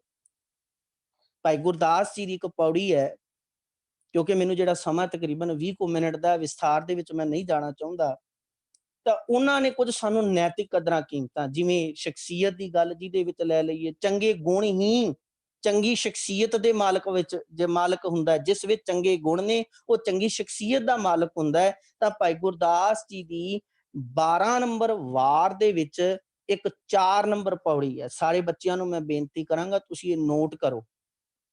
ਪਰਸਨੈਲਿਟੀ ਹੈ ਕੀ, ਸ਼ਖਸੀਅਤ ਹੈ ਕੀ, ਸਾਨੂੰ ਕਿਸੇ ਕੋਲੇ ਬਾਹਰ ਜਾਣ ਦੀ ਲੋੜ ਨਹੀਂ ਹੈ। ਬਾਬਾ ਨਾਨਕ ਜੀ ਨੇ, ਸਾਡੀ ਬਾਣੀ ਨੇ ਸਾਡੇ ਵਿੱਚ ਉਹ ਸਾਨੂੰ ਉਹ ਗੁਣ ਬਖਸ਼ੇ ਨੇ। ਜੇ ਕਿਤੇ ਸਾਡੇ ਜੀਵਨ ਵਿੱਚ ਆ ਜਾਣ ਤੇ ਸਿੱਖ ਦਾ ਜੀਵਨ ਇੱਕ ਚਾਨਣ ਮੁਨਾਰਾ ਬਣਿਆ, ਬਣਦਾ ਰਹੇਗਾ। ਜਿਹੜੇ ਬਾਣੀ ਦੇ ਧਾਰਨੀ ਹੋ ਗਏ ਉਹ ਹਮੇਸ਼ਾ ਸਮਾਜ ਨੂੰ ਸਿੱਧ ਦਿੰਦੇ ਰਹੇ। ਔਰ ਭਾਈ ਗੁਰਦਾਸ ਜੀ ਨੇ ਇੱਕ ਬੜੀ ਪਿਆਰੀ ਪੌੜੀ ਆ ਉਹਨਾਂ ਦੀ, ਜਿਹਦੇ ਵਿੱਚ ਉਹਨਾਂ ਨੇ ਨੈਤਿਕ ਕਦਰਾਂ ਕੀਮਤਾਂ ਦੀ, ਚੰਗੇ ਗੁਣਾਂ ਦੀ ਗੱਲ ਕੀਤੀ ਹੈ। ਕਹਿਣ ਲੱਗੇ, ਹਉ ਤਿਸ ਘੋਲ ਘੁਮਾਇਆ, ਗੁਰਮਤਿ ਹਿਰਦੈ ਗਰੀਬੀ ਆਵੇ। ਹਉ ਤਿਸ ਘੋਲ ਕਮਾਇਆ, ਕਹਿੰਦੇ ਮੈਂ ਉਹਦੇ ਤੋਂ ਕੁਰਬਾਨ ਹਾਂ ਜਿਹਦੇ ਕੋਲੇ ਗੁਰੂ ਦੀ ਮੱਤ ਨਾਲ ਨਿਮਰਤਾ ਆ ਗਈ ਹੈ। ਧਨ ਪਦਾਰਥ ਹੋਣਾ ਮਾੜਾ ਨਹੀਂ ਹੈ, ਪਰ ਧਨ ਪਦਾਰਥ ਦਾ ਹੰਕਾਰ ਆ ਜਾਣਾ ਇਹ ਮਾੜਾ ਹੈ। ਕਿਸੇ ਚੀਜ਼ ਦੀ ਪਕੜ ਵਿੱਚ ਵੱਜ ਜਾਣਾ। ਗੁਣ ਆ ਗਏ ਹੈ, ਮਾਲਕ ਦੀ ਰਹਿਮਤ ਹੈ, ਪਰ ਜੇ ਇਹ ਮਨ ਵਿੱਚ ਆ ਗਿਆ ਵੀ ਮੇਰੇ ਵਰਗਾ ਹੈ ਹੀ ਕੋਈ ਨਹੀਂ ਹੈ, ਇਹ ਹੰਕਾਰ ਹੈ, ਇਹ ਹੰਕਾਰ ਬੰਦੇ ਨੂੰ ਖਾ ਜਾਏਗਾ, ਇਹ ਵਕਾਰ ਬਣ ਜਾਏਗਾ। ਪਰ ਜੇ ਗੁਣ ਹੁੰਦਿਆਂ ਹੋਇਆਂ ਵੀ, ਜੇ ਧਨ ਪਦਾਰਥ ਹੁੰਦਿਆਂ ਹੋਇਆਂ ਵੀ, ਅਕਲ ਹੁੰਦਿਆਂ ਹੋਇਆਂ ਵੀ, ਸਾਰਾ ਕੁਝ ਹੁੰਦਿਆਂ ਹੋਇਆਂ ਵੀ ਆਪਣੇ ਆਪ ਨੂੰ ਨਿਮਾਣੇ ਰੂਪ ਦੇ ਵਿੱਚ ਚੱਲਣਾ। ਬਹੁਤਾ ਪੜ੍ਹ ਲਿਖ ਜਾਣਾ, ਕਿਸੇ ਚੀਜ਼ ਦੀ ਨੌਲੇਜ ਰੱਖ ਲੈਣੀ, ਕਿਸੇ ਚੀਜ਼ ਦੇ ਵਿੱਚ ਮਾਸਟਰ ਬਣ ਜਾਣਾ ਬਹੁਤ ਵਧੀਆ ਪੱਖ ਹੈ। ਪਰ ਜਦੋਂ ਦਿਮਾਗ ਵਿੱਚ ਇਹ ਆ ਜਾਏ ਵੀ ਮੇਰੇ ਵਰਗਾ ਕੋਈ ਨਹੀਂ, ਤੇ ਫਿਰ ਆਪ ਤੋਂ ਨੀਵਿਆਂ ਦੇ ਨਾਲ ਨਾਤੇ ਤੋੜ ਲੈਣੇ, ਆਪ ਤੋਂ ਨੀਵਿਆਂ ਨੂੰ ਸੁਪਰ ਪਾਵਰ ਦੀ ਤਰ੍ਹਾਂ ਉਹਨਾਂ ਦੇ ਸਾਹਮਣੇ ਆ ਕੇ ਖੜੇ ਹੋਣਾ, ਮੈਨੂੰ ਮਾਫ ਕਰਨਾ ਹੈ, ਬਹੁਤ ਵੱਡਾ ਹੰਕਾਰ। ਤੇ ਗੁਰੂ ਨਾਨਕ ਸਾਹਿਬ ਪਾਤਸ਼ਾਹ ਕਹਿੰਦੇ ਗੱਲ ਯਾਦ ਰੱਖੀ, ਜੇ ਸੰਸਾਰ 'ਚ ਵਿਚਰਨਾ ਤੇ ਪਹਿਲੀ ਚੀਜ਼ ਤੇਰੇ ਕੋਲੇ ਨਿਮਰਤਾ ਹੋਵੇ। ਬਾਬਾ ਫਰੀਦ ਜੀ ਦਾ ਇੱਕ ਬਚਨ ਬੜਾ ਪਿਆਰਾ ਹੈ, ਕਹਿੰਦੇ ਜਿਹਦੇ ਵਿੱਚ ਉਹਨਾਂ ਨੇ ਇਹ ਗੱਲ ਸਮਝਾਈ ਹੈ ਕਿ ਹੇ ਭਾਈ, ਤੇਰੇ ਕੋਲੇ ਮਤ ਬਹੁਤ ਉੱਚੀ ਹੋਵੇ, ਮਤ ਹੁੰਦੇ ਹੋਏ ਇਆਣਾ, ਬਹੁਤ ਸੂਝਵਾਨ ਹੋਵੇਂ, ਪਰ ਜਦੋਂ ਸੰਸਾਰ 'ਚ ਵਿਚਰੇ ਤੇ ਇਹ ਨਹੀਂ ਵੀ ਮੈਨੂੰ ਬੜਾ ਕੁਝ ਪਤਾ ਹੈ, ਮੈਂ ਬੜਾ ਕੁਝ ਜਾਣਦਾ। ਕਹਿੰਦੇ ਇਹਦੇ ਬਾਵਜੂਦ ਵੀ ਨਿਮਾਣਾ ਹੋ ਕੇ ਜੀਵਨ ਗੁਜ਼ਾਰੇ। ਤਾਣ ਹੁੰਦੇ ਹੋਏ ਨਿਤਾਣਾ, ਤੂੰ ਹਰ ਚੀਜ਼ ਕਰਨ ਦੇ ਸક્ષਮ ਹੈ, ਪਰ ਉਹਦੇ ਬਾਵਜੂਦ ਵੀ ਤੇਰਾ ਵਿਚਰਨਾ, ਤੇਰਾ ਦੂਜਿਆਂ ਨੂੰ ਮਿਲਣਾ ਇੰਝ ਹੋਵੇ ਜਿਵੇਂ ਮੈਂ ਬਸ ਬੜਾ ਸਿੱਧੇ ਸੁਭਾਅ ਦੇ ਨਾਲ ਜਿਉਣਾ, ਵਿਖਾਵਾ ਨਹੀਂ। ਤੁਸੀਂ ਆਮ ਤੌਰ ਤੇ ਵੇਖੋਗੇ, ਬੜਾ ਪਿਆਰਾ ਬਾਬਾ ਕਬੀਰ ਜੀ ਨੇ, ਕਹੋ ਕਬੀਰ ਛੂਛਾ ਘੱਟ ਬੋਲੇ, ਭਰਿਆ ਹੋਏ ਸੋ ਕਬੂ ਨਾ ਡੋਲੇ। ਜਿਵੇਂ ਖਾਲੀ ਭਾਂਡਾ ਬਹੁਤ ਜ਼ਿਆਦਾ ਛਲਕਦਾ ਹੈ, ਪਰ ਜਦੋਂ ਭਰ ਲਿਆ ਜਾਵੇ ਉਹ ਛਲਕਦਾ ਨਹੀਂ। ਇਵੇਂ ਜਿਹਦੇ ਕੋਲੇ ਗੁਣ ਵੀ ਹੋਣ ਪਰ ਉਹ ਛਲਕੇ ਨਾ। ਉਹ ਇਹ ਨਹੀਂ ਵੀ ਜਿੱਥੇ ਲੋੜ ਪਵੇ ਵੀ ਹਾਂ ਮੈਂ ਦਿਖਾਵਾਂ, ਮੈਂ ਹਾਂ ਜੀ, ਅੰਦਰ ਹਉਮੈ ਹੋਵੇ। ਭਾਈ ਗੁਰਦਾਸ ਜੀ ਕਹਿੰਦੇ ਪਹਿਲੀ ਗੁਣ ਨਿਮਰਤਾ ਵਿੱਚ ਆ। ਬਾਬਾ ਫਰੀਦ ਜੀ ਕਹਿੰਦੇ ਨੇ, ਮਤ ਹੁੰਦੇ ਹੋਏ ਇਆਣਾ, ਤਾਣ ਹੁੰਦੇ ਹੋਏ ਨਿਤਾਣਾ, ਅਨਹੁੰਦਾ ਆਪ ਵੰਡਾਏ, ਕੋ ਐਸਾ ਭਗਤ ਸਦਾਏ। ਦੂਜਿਆਂ ਨਾਲ ਵੰਡ ਕੇ, ਸਾਰਿਆਂ ਨਾਲ ਸਮਾਜ ਵਿੱਚ ਇੱਕ ਨਜ਼ਰ ਵਿੱਚ ਰਹਿਣਾ, ਇੱਕ ਦੂਜੇ ਨਾਲ ਭਰਾਤਾ ਭਾਵ ਵਿੱਚ ਰਹਿਣਾ, ਨਿਮਰਤਾ ਦੀ ਗੱਲ ਹੈ। ਤਾਂ ਕਹਿਣ ਲੱਗੇ, ਹਉ ਤਿਸ ਘੋਲ ਘੁਮਾਇਆ, ਗੁਰਮਤਿ ਹਿਰਦੈ ਗਰੀਬੀ ਆਵੇ। ਨਿਮਰਤਾ ਹੋਵੇ, ਔਰ ਤੱਤ ਹੈ। ਬਾਣੀ ਨੇ ਆਖਿਆ ਇਹ ਤੱਤ ਹੈ, ਜਿਸ ਬੰਦੇ ਦੇ ਕੋਲੇ ਮਿੱਠਾ ਬੋਲਣਾ ਹੈ, ਜਿਹਦੇ ਕੋਲੇ ਨਿਭ ਕੇ ਚੱਲਣਾ ਹੈ, ਕਹਿੰਦੇ ਇਹ ਗੁਣਾਂ ਦਾ ਤੱਤ ਹੈ। ਮਿੱਠਤ ਨੀਵੀਂ ਨਾਨਕਾ, ਗੁਣ ਚੰਗਿਆਈਆਂ ਦਾ। ਤਾਂ ਭਾਈ ਗੁਰਦਾਸ ਜੀ ਨੇ ਆਖਿਆ ਪਹਿਲੀ ਗੱਲ, ਤੇਰੀ ਨੈਤਿਕ ਕਦਰਾਂ ਕੀਮਤਾਂ ਵਿੱਚ ਆਉਂਦੀ ਤੈਨੂੰ ਨਿਮਰਤਾ ਦੇ ਨਾਲ, ਹਰ ਇੱਕ ਨਾਲ ਮਿੱਠਾ ਬੋਲਣਾ ਆਵੇ। ਔਰ ਧਿਆਨ ਕਰਨਾ, ਕਈ ਵਾਰ ਮਿੱਠਾ ਬੋਲਣਾ, ਕਈ ਵਾਰ ਝੁਕ ਜਾਣਾ, ਬੜੀਆਂ ਹੀ ਕਲਹਿ ਕਲੇਸ਼ ਤੋਂ ਬੰਦਾ ਬਚ ਜਾਂਦਾ। ਤੁਸੀਂ ਸੰਸਾਰਿਕ ਤੌਰ ਤੇ ਵੇਖ ਲਓ, ਕਿਸੇ ਰੋਡ ਤੇ ਤੁਰੇ ਹੋਈਏ, ਜਾ ਰਹੇ ਹੋਈਏ, ਤੇ ਜੇ ਕਿਸੇ ਦੇ ਵਿੱਚ ਮੋਟਰਸਾਈਕਲ ਸਾਡੇ ਕੋਲੇ ਕੋਈ ਸਵਾਰੀ ਹੈ ਵੱਜ ਜਾਏ, ਜੇ ਅਸੀਂ ਮੁਸਕਰਾ ਕੇ ਕਹਿ ਦਈਏ ਚਲੋ ਵੀਰ ਜੀ ਕੋਈ ਗੱਲ ਨਹੀਂ, ਗਲਤੀ ਹੋ ਗਈ, ਸੋਰੀ, ਤੇ ਮਾਮਲਾ ਟਲ ਜਾਂਦਾ ਹੈ। ਪਰ ਜੇ ਕਿਤੇ ਉੱਥੇ ਗਰਮਾ ਗਰਮੀ ਹੋ ਜਾਏ ਤੇ ਫਿਰ ਕਹਾਣੀ ਕਿਤੇ ਦੀ ਕਿਤੇ ਪੈ ਜਾਂਦੀ। ਤਾਂ ਸਤਿਗੁਰੂ ਜੀ, ਭਾਈ ਗੁਰਦਾਸ ਜੀ, ਗੁਰੂ ਨਾਨਕ ਸਾਹਿਬ ਪਾਤਸ਼ਾਹ ਦਾ ਜੀਵਨ ਇਹ ਗੱਲ ਸਾਨੂੰ ਸਮਝਾਉਂਦਾ ਹੈ। ਆਸਾ ਕੀ ਵਾਰ 'ਚ ਵੀ ਗੁਰੂ ਨਾਨਕ ਸਾਹਿਬ ਪਾਤਸ਼ਾਹ ਹੀ ਸਮਝਾਉਂਦੇ ਵੀ ਭਾਈ ਪਹਿਲਾ ਤੇਰੇ ਜੀਵਨ ਵਿੱਚ ਨਿਮਰਤਾ ਹੋਵੇ। ਦੂਸਰੀ ਗੱਲ ਜਿਹੜੀ ਸਭ ਤੋਂ ਜ਼ਰੂਰੀ ਹੈ, ਕਹਿ ਲੱਗੇ, ਹਉ ਤਿਸ ਘੋਲ ਘੁਮਾਇਆ, ਪਰ ਨਾਰੀ ਦੇ ਨੇੜ ਨਾ ਜਾਵੇ। ਮੈਂ ਬਸ 5 ਮਿੰਟ ਲਵਾਂਗਾ, ਉਹਨੂੰ ਸਮਾਪਤੀ ਕਰਨ ਜਾ ਰਿਹਾ। ਕਹਿ ਲੱਗੇ, ਹਉ ਤਿਸ ਘੋਲ ਘੁਮਾਇਆ, ਪਰ ਨਾਰੀ ਦੇ ਨੇੜ ਨਾ ਜਾਵੇ। ਮੈਂ ਉਸ ਤੋਂ ਕੁਰਬਾਨ ਹਾਂ ਜਿਹੜਾ ਪਰਾਈ ਇਸਤਰੀ ਵੱਲ ਨਹੀਂ ਤੱਕਦਾ। ਭਾਵ ਜੀਵਨ ਇਹਦਾ ਕਰੈਕਟਰ, ਦਸਤਾਰ, ਗੁਫਤਾਰ ਤੇ ਰਫਤਾਰ, ਤਿੰਨ ਚੀਜ਼ਾਂ ਨਹੀਂ। ਦਸਤਾਰ ਪਹਿਰਾਵਾ ਹੈ, ਗੁਫਤਾਰ ਦੇ ਵਿੱਚ ਸਾਡਾ ਬੋਲ ਚਾਲ ਹੈ, ਰਫਤਾਰ ਵਿੱਚ ਸਾਡਾ ਚਾਲ ਚੱਲਣ ਹੈ। ਪਹਿਰਾਵਾ ਵੀ ਮਨੁੱਖ ਦੀ ਅੰਦਰੂਨੀ ਸੋਚ ਦੇ ਨਾਲ ਸੰਬੰਧ ਰੱਖਦਾ ਹੈ। ਜਿਸ ਬੰਦੇ ਦੀ ਸੋਚ ਅਸ਼ਲੀਲ ਹੈ, ਜਿਸ ਦੀ ਸੋਚ ਵਿੱਚ ਮਲੀਨਤਾ ਭਰੀ ਹੈ, ਤੁਸੀਂ ਤੱਕ ਕੇ ਵੇਖਿਓ ਉਹਨਾਂ ਦੇ ਪਹਿਰਾਵੇ ਵੀ ਉਹ ਜਿਹੇ ਹੋ ਜਾਂਦੇ। ਜੇ ਜੀਵਨ ਨਿਰਮਲ ਹੈ ਤੇ ਫਿਰ ਜਿਹੜੀ ਗੱਲ ਗੁਰੂ ਨਾਨਕ ਸਾਹਿਬ ਪਾਤਸ਼ਾਹ ਕਹਿੰਦੇ, ਬਾਬਾ ਹੋਰ ਪਹਿਨਣ ਖੁਸ਼ੀ ਖੁਆਰ, ਜਿਤ ਪਹਿਦੇ ਤਨ ਪੀੜੀ ਹੈ ਮਨ ਮੈਂ ਚੱਲੇ ਵਿਕਾਰ। ਉਹ ਪਹਿਰਾਵਾ ਨਹੀਂ ਪਹਿਨਣਾ ਜਿਹਦੇ ਨਾਲ ਮਨ ਵਿੱਚ ਵਿਕਾਰ ਪੈਦਾ। ਤਾਂ ਇਸੇ ਤਰ੍ਹਾਂ ਗੁਫਤਾਰ ਦੀ ਗੱਲ ਬੋਲ ਚਾਲ ਦੀ ਹੈ, ਇਸੇ ਤਰ੍ਹਾਂ ਰਫਤਾਰ ਚਾਲ ਚੱਲਣ ਦੀ ਹੈ। ਤੇ ਗੁਰਦਾਸ ਜੀ ਵੀ ਕਰੇ, ਪਰ ਨਾਰੀ ਦੇ ਨੇੜ ਨਾ ਜਾਵੇ। ਜੀਵਨ ਵਿੱਚ ਉੱਚਾ ਇਖਲਾਕ ਸਾਡੀਆਂ ਜਦੋਂ ਅਸੀਂ ਸਿੱਖ ਰਹਿਤ ਮਰਿਆਦਾ ਪੜ੍ਹੀਏ, ਉਹਦੇ ਵਿੱਚ ਇੱਕ ਹੈ ਰਹਿਤ, ਇੱਕ ਹੈ ਕੁਰੈਤ, ਇੱਕ ਹੈ ਬੱਜਰ ਕੁਰੈਤ। ਰਹਿਤ ਜੋ ਰੱਖਣੀ ਹੈ, ਕੁਰੈਤ ਰਹਿਤ ਰੱਖਣ ਵਿੱਚ ਭੁੱਲੋਈ, ਤੇ ਬੱਜਰ ਕੁਰੈਤ ਕਿਹਾ ਜਾਂਦਾ ਜੋ ਕਰ ਲਈਏ ਤੇ ਅਸੀਂ ਸਿੱਖ ਨਹੀਂ ਰਹਿੰਦੇ। ਔਰ ਉਹਦੇ ਵਿੱਚ ਹੈ ਪਰ ਇਸਤਰੀ ਪਰ ਪੁਰਸ਼ ਦਾ ਗਮਨ ਭੁਗਣਾ, ਭਾਵ ਜੀਵਨ ਵਿੱਚ ਉੱਚਾ ਆਚਰਣ ਲੈ ਕੇ ਜਿਉਣਾ। ਇਸੇ ਕਰਕੇ ਸਾਨੂੰ ਸਾਡੇ ਇਤਿਹਾਸ ਤੋਂ ਸੇਧ ਮਿਲਦੀ ਹੈ, ਭਾਈ ਆਪ ਤੋਂ ਛੋਟੀ ਨੂੰ ਆਪਣੀ ਧੀ ਸਮਝਣਾ, ਆਪ ਤੋਂ ਬਰਾਬਰ ਦੀ ਨੂੰ ਆਪਣੀ ਭੈਣ ਸਮਝਣਾ, ਆਪ ਤੋਂ ਵੱਡੀ ਨੂੰ ਆਪਣੀ ਮਾਂ ਦਾ ਦਰਜਾ ਦੇਣਾ। ਔਰ ਇਸੇ ਤਰ੍ਹਾਂ ਇਹ ਕੇਵਲ ਮਤਾ ਸਮਝ ਲੈਣਾ ਇੱਕ ਜਿਹੜਾ ਹੈ ਮਰਦ ਵਾਸਤੇ ਹੈ, ਇੱਕ ਇਸਤਰੀ ਲਈ ਵੀ ਇਹ ਉਪਦੇਸ਼ ਹੈ। ਜੀਵਨ ਵਿੱਚ ਚੰਗਾ ਅਖਲਾਕ। ਔਰ ਗੁਰੂ ਗੋਬਿੰਦ ਸਿੰਘ ਪਾਤਸ਼ਾਹ ਜੀ ਨੇ ਗੱਲ ਬੜੀ ਪਿਆਰੀ ਆਖੀ ਸੀ। ਸਿੱਖਾਂ ਨੇ ਸਵਾਲ ਕੀਤਾ ਸੀ, ਮਹਾਰਾਜ ਕਿ ਜਦੋਂ ਕੋਈ ਵੀ ਹਿੰਦਵਾਨੀ ਮੁਸਲਮਾਨਾਂ ਦੇ ਹੱਥ ਆ ਜਾਏ ਤੇ ਉਹ ਪਲ ਲਾਉਂਦੇ ਨੇ, ਉਹਦੀ ਇੱਜ਼ਤ ਤਾਰ-ਤਾਰ ਕਰ ਦਿੰਦੇ ਨੇ, ਪਰ ਸਾਡੇ ਸ਼ਾਸਤਰ ਕਿਉਂ ਰੋਕਦੇ ਨੇ? ਤੁਸੀਂ ਸਾਨੂੰ ਕਿਉਂ ਰੋਕਦੇ ਹੋ? ਤੇ ਗੁਰੂ ਗੋਬਿੰਦ ਸਿੰਘ ਪਾਤਸ਼ਾਹ ਨੇ ਕਿਹਾ ਸੀ ਕਿ ਮੈਂ ਇਸ ਪੰਥ ਨੂੰ ਬੜਾ ਉੱਚਾ ਲਿਜਾਣਾ, ਤੇ ਜੇ ਉਚਾਈ ਤੇ ਜਾਣਾ, ਜਿੰਨਾ ਉੱਚਾ ਨਿਸ਼ਾਨਾ ਹੋਵੇ ਜੀਵਨ ਵੀ ਓਨਾ ਉੱਚਾ ਰੱਖਣਾ ਪੈਂਦਾ, ਓਨੀ ਉੱਚੀ ਜਿਹੜਾ ਜੀਵਨ ਦਾ ਕਿਰਦਾਰ ਰੱਖਣਾ ਪੈਂਦਾ ਹੈ। ਤਾਂ ਦੂਸਰਾ ਹੈ ਸਮਾਜ ਵਿੱਚ ਵਿਚਰਦਿਆਂ ਹੋਇਆਂ ਸਾਡਾ ਚਾਲ ਚੱਲਣ, ਕਰੈਕਟਰ ਪੱਖ ਤੋਂ ਅਸੀਂ ਬਹੁਤ ਉੱਚੇ ਹੋਣਾ। ਇਹ ਸਭ ਤੋਂ ਵੱਡੀ ਸਿੱਖ ਦੀ ਔਰ ਧਿਆਨ ਦੇਣਾ ਦੋ ਚੀਜ਼ਾਂ ਦੀ ਗੱਲ ਹੈ। ਇੱਥੇ ਵੀ ਭਾਈ ਗੁਰਦਾਸ ਜੀ ਨੇ ਅਗਲੀ ਪੰਕਤੀ ਚ ਵੀ ਗੱਲ ਕੀਤੀ, ਕਹਿੰਦੇ ਹੋ ਤਿਸ ਘੂਲ ਘੁਮਾਇਆ ਪਰ ਦਰਬੈ ਨੂੰ ਹੱਥ ਨਾ ਲਾਵੇ। ਪਰ ਦਰਬ ਭਾਵ ਕਿਸੇ ਦੇ ਬਗਾਨੇ ਪੈਸੇ ਨੂੰ, ਬਗਾਨਾ ਪੈਸੇ ਨਹੀਂ, ਬਗਾਨੀ ਚੀਜ਼ ਨੂੰ ਵੀ, ਜਿਹੜੀ ਚੀਜ਼ ਤੇ ਮੇਰਾ ਹੱਕ ਨਹੀਂ ਬਸ ਉਹ ਮੈਂ ਨਹੀਂ ਲੈਣੀ। ਕਿਸੇ ਦੀ ਮਿਹਨਤ ਨੂੰ ਮਿੱਟੀ ਨਹੀਂ ਕਰਨਾ। ਔਰ ਦੇਖੋ ਬਾਣੀ ਨੂੰ ਪੜੋ, ਬਾਬਾ ਨਾਮਦੇਵ ਜੀ ਨੇ ਬੜੀ ਪਿਆਰੀ ਗੱਲ ਆਖੀ, ਕਹਿੰਦੇ ਵੀ ਇਹ ਸਿੱਖਾ ਇੱਕ ਗੱਲ ਯਾਦ ਰੱਖੀ, ਤੇਰੇ ਜੀਵਨ ਵਿੱਚ ਦੋ ਚੀਜ਼ਾਂ ਨਹੀਂ ਹੋਣੀਆਂ ਚਾਹੀਦੀਆਂ, ਰੱਬ ਸਦਾ ਤੇਰੇ ਲਾਗੇ ਹੈ। ਆਪਾਂ ਬਚਨ ਪੜ੍ਹਦੇ ਹਾਂ, ਪਾਰ ਦਾਰਾ ਪਰ ਹਰੀ ਤਾਂ ਕਹਿ ਨਿਕਟ ਬਸੈ ਨਰ ਹਰੀ। ਇੱਕ ਕਦੀ ਪਰਾਈ ਇਸਤਰੀ ਦੇ ਲਾਗੇ ਨਹੀਂ ਜਾਣਾ ਤੇ ਕਦੀ ਪਰਾਇਆ ਧਨ ਨਾ ਖਾਈ। ਸਮਝ ਲਈ ਵੀ ਜੇ ਜੀਵਨ ਵਿੱਚ ਵਿਚਰਦਿਆਂ ਤੂੰ ਇਹ ਚੀਜ਼ਾਂ ਧਿਆਨ ਰੱਖੀਆਂ ਤੇ ਰੱਬ ਤੇਰੇ ਲਾਗੇ। ਔਰ ਇਸੇ ਤਰ੍ਹਾਂ ਅਗਲੀ ਜਿਹੜੀ ਨੈਤਿਕ ਕਦਰਾਂ ਕੀਮਤਾਂ ਦੀ ਗੱਲ ਭਾਈ ਗੁਰਦਾਸ ਜੀ ਨੇ ਕੀਤੀ, ਕਹਿਣ ਲੱਗੇ ਹੋਂ ਤਿਸ ਘੋਲ ਕਮਾਇਆ ਪਰ ਨਿੰਦਾ ਸੁਣਾ ਪਟਾ। ਕਿਸੇ ਦਾ ਮਾੜਾ ਕੀਤਾ ਜਾ ਰਿਹਾ, ਕਿਸੇ ਦੇ ਔਗੜ ਪਰੋਲੇ ਜਾ ਰਹੇ ਨੇ, ਤਾਂ ਆਪਣੇ ਆਪ ਨੂੰ ਉੱਥੋਂ ਲਾਂਭੇ ਕਰ ਲੈ, ਪਾਸੇ ਕਰ ਲੈ। ਸਿਆਣਾ ਉਹ ਨਹੀਂ ਹੁੰਦਾ ਜਿਹੜਾ ਕਿਸੇ ਦੀਆਂ ਗਲਤੀਆਂ ਕੱਢੀ ਜਾਏ। ਬਾਬਾ ਫਰੀਦ ਜੀ ਨੇ ਗੱਲ ਬੜੀ ਪਿਆਰੀ ਆਖੀ, ਕਹਿੰਦੇ ਸਿਆਣਾ ਹੁੰਦਾ ਜਿਹੜਾ ਪਹਿਲਾਂ ਆਪਦੇ ਅੰਦਰ ਵੀ ਝਾਤੀ ਮਾਰੇ। ਆਪਾਂ ਬਚਨ ਪੜ੍ਹਦੇ ਹਾਂ ਬਾਬਾ ਫਰੀਦ ਜੀ ਦੇ, ਕਹਿੰਦੇ ਬਰੀਕ ਮੱਤ ਵਾਲਾ ਤੂੰ ਉਦਣ ਬਣੇਗਾ ਜਦੋਂ ਆਪਣੀ ਪੀੜੀ ਥੱਲੇ ਸੋਟਾ ਮਾਰੇਗਾ, ਆਪਣੇ ਅੰਦਰ ਵੀ ਝਾਤੀ ਮਾਰੇਗਾ। ਆਪਾਂ ਬਚਨ ਪੜ੍ਹਦੇ ਹਾਂ, ਫਰੀਦਾ ਜੇ ਤੂੰ ਅਕਲ ਲਤੀਫ ਕਾਲੇ ਲਿਖ ਨਾ ਲੇਖ, ਆਪ ਨੜੇ ਗਿਰੇਵਾਨ ਮੈਂ ਸਿਰ ਨੀਵਾਂ ਕਰ ਦੇ। ਕਿਸੇ ਈਰਖਾ ਦਵੈਸ਼ ਵਿੱਚ ਪੈਣ ਕੇ ਕਿਸੇ ਦੇ ਔਗਣ ਨਾ ਫਰੋਲੀ ਜਾ। ਆਪਣੇ ਜੀਵਨ ਨੂੰ ਚੰਗਾ ਬਣਾਉਣਾ, ਆਪਣੇ ਆਪ ਨੂੰ ਈਰਖਾ ਦਵੈਸ਼ ਤੋਂ ਪਾਸੇ ਰੱਖਣਾ। ਔਰ ਇੱਕ ਗੱਲ ਹੋਰ ਕਵਾਂ, ਜੀਵਨ ਵਿੱਚ ਚਾਹੇ ਉਮਰ ਦਾ ਤਕਾਜ਼ੇ ਦੀ ਗੱਲ ਨਹੀਂ ਹੈ, ਇੱਥੇ ਇਹ ਧਿਆਨ ਰੱਖਣਾ, ਇੱਥੇ ਗੱਲ 5 ਸਾਲ ਦੀ ਨਹੀਂ, 10 ਸਾਲ ਦੀ ਨਹੀਂ, 50 ਸਾਲ ਦੀ ਨਹੀਂ, 100 ਸਾਲ ਦੀ ਨਹੀਂ।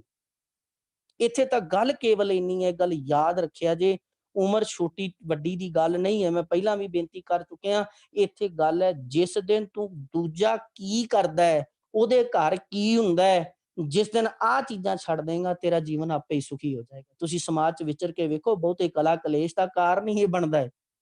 ਇਸ ਕਰਕੇ ਆਪਣੇ ਆਪ ਨੂੰ ਸਵਾਰਨ ਦੀ ਗੱਲ, ਆਪ ਸਵਾਰੈ ਮੈਂ ਮਿਲਿਆ ਸਭ ਹੋਏ, ਫਰੀਦਾ ਜੇ ਤੂੰ ਮੇਰਾ ਹੋਏ ਰਹਿ ਤਾਂ ਸਭ ਜਗ ਤੇਰਾ ਹੋਏ। ਔਰ ਇਸੇ ਤਰ੍ਹਾਂ ਜਿਹੜੀ ਅਗਲੀ ਗੱਲ ਭਾਈ ਗੁਰਦਾਸ ਜੀ ਕਹਿੰਦੇ ਹੋਂ ਤਿਸ ਘੋਲ ਘੁਮਾਇਆ ਸਤਿਗੁਰ ਕਾ ਉਪਦੇਸ਼ ਕਮਾਵੇ। ਕਹਿੰਦੇ ਮੈਂ ਉਹਦੇ ਤੋਂ ਕੁਰਬਾਨ ਆ ਜਿਹੜਾ ਗੁਰੂ ਦਾ ਉਪਦੇਸ਼ ਕਮਾਉਂਦਾ।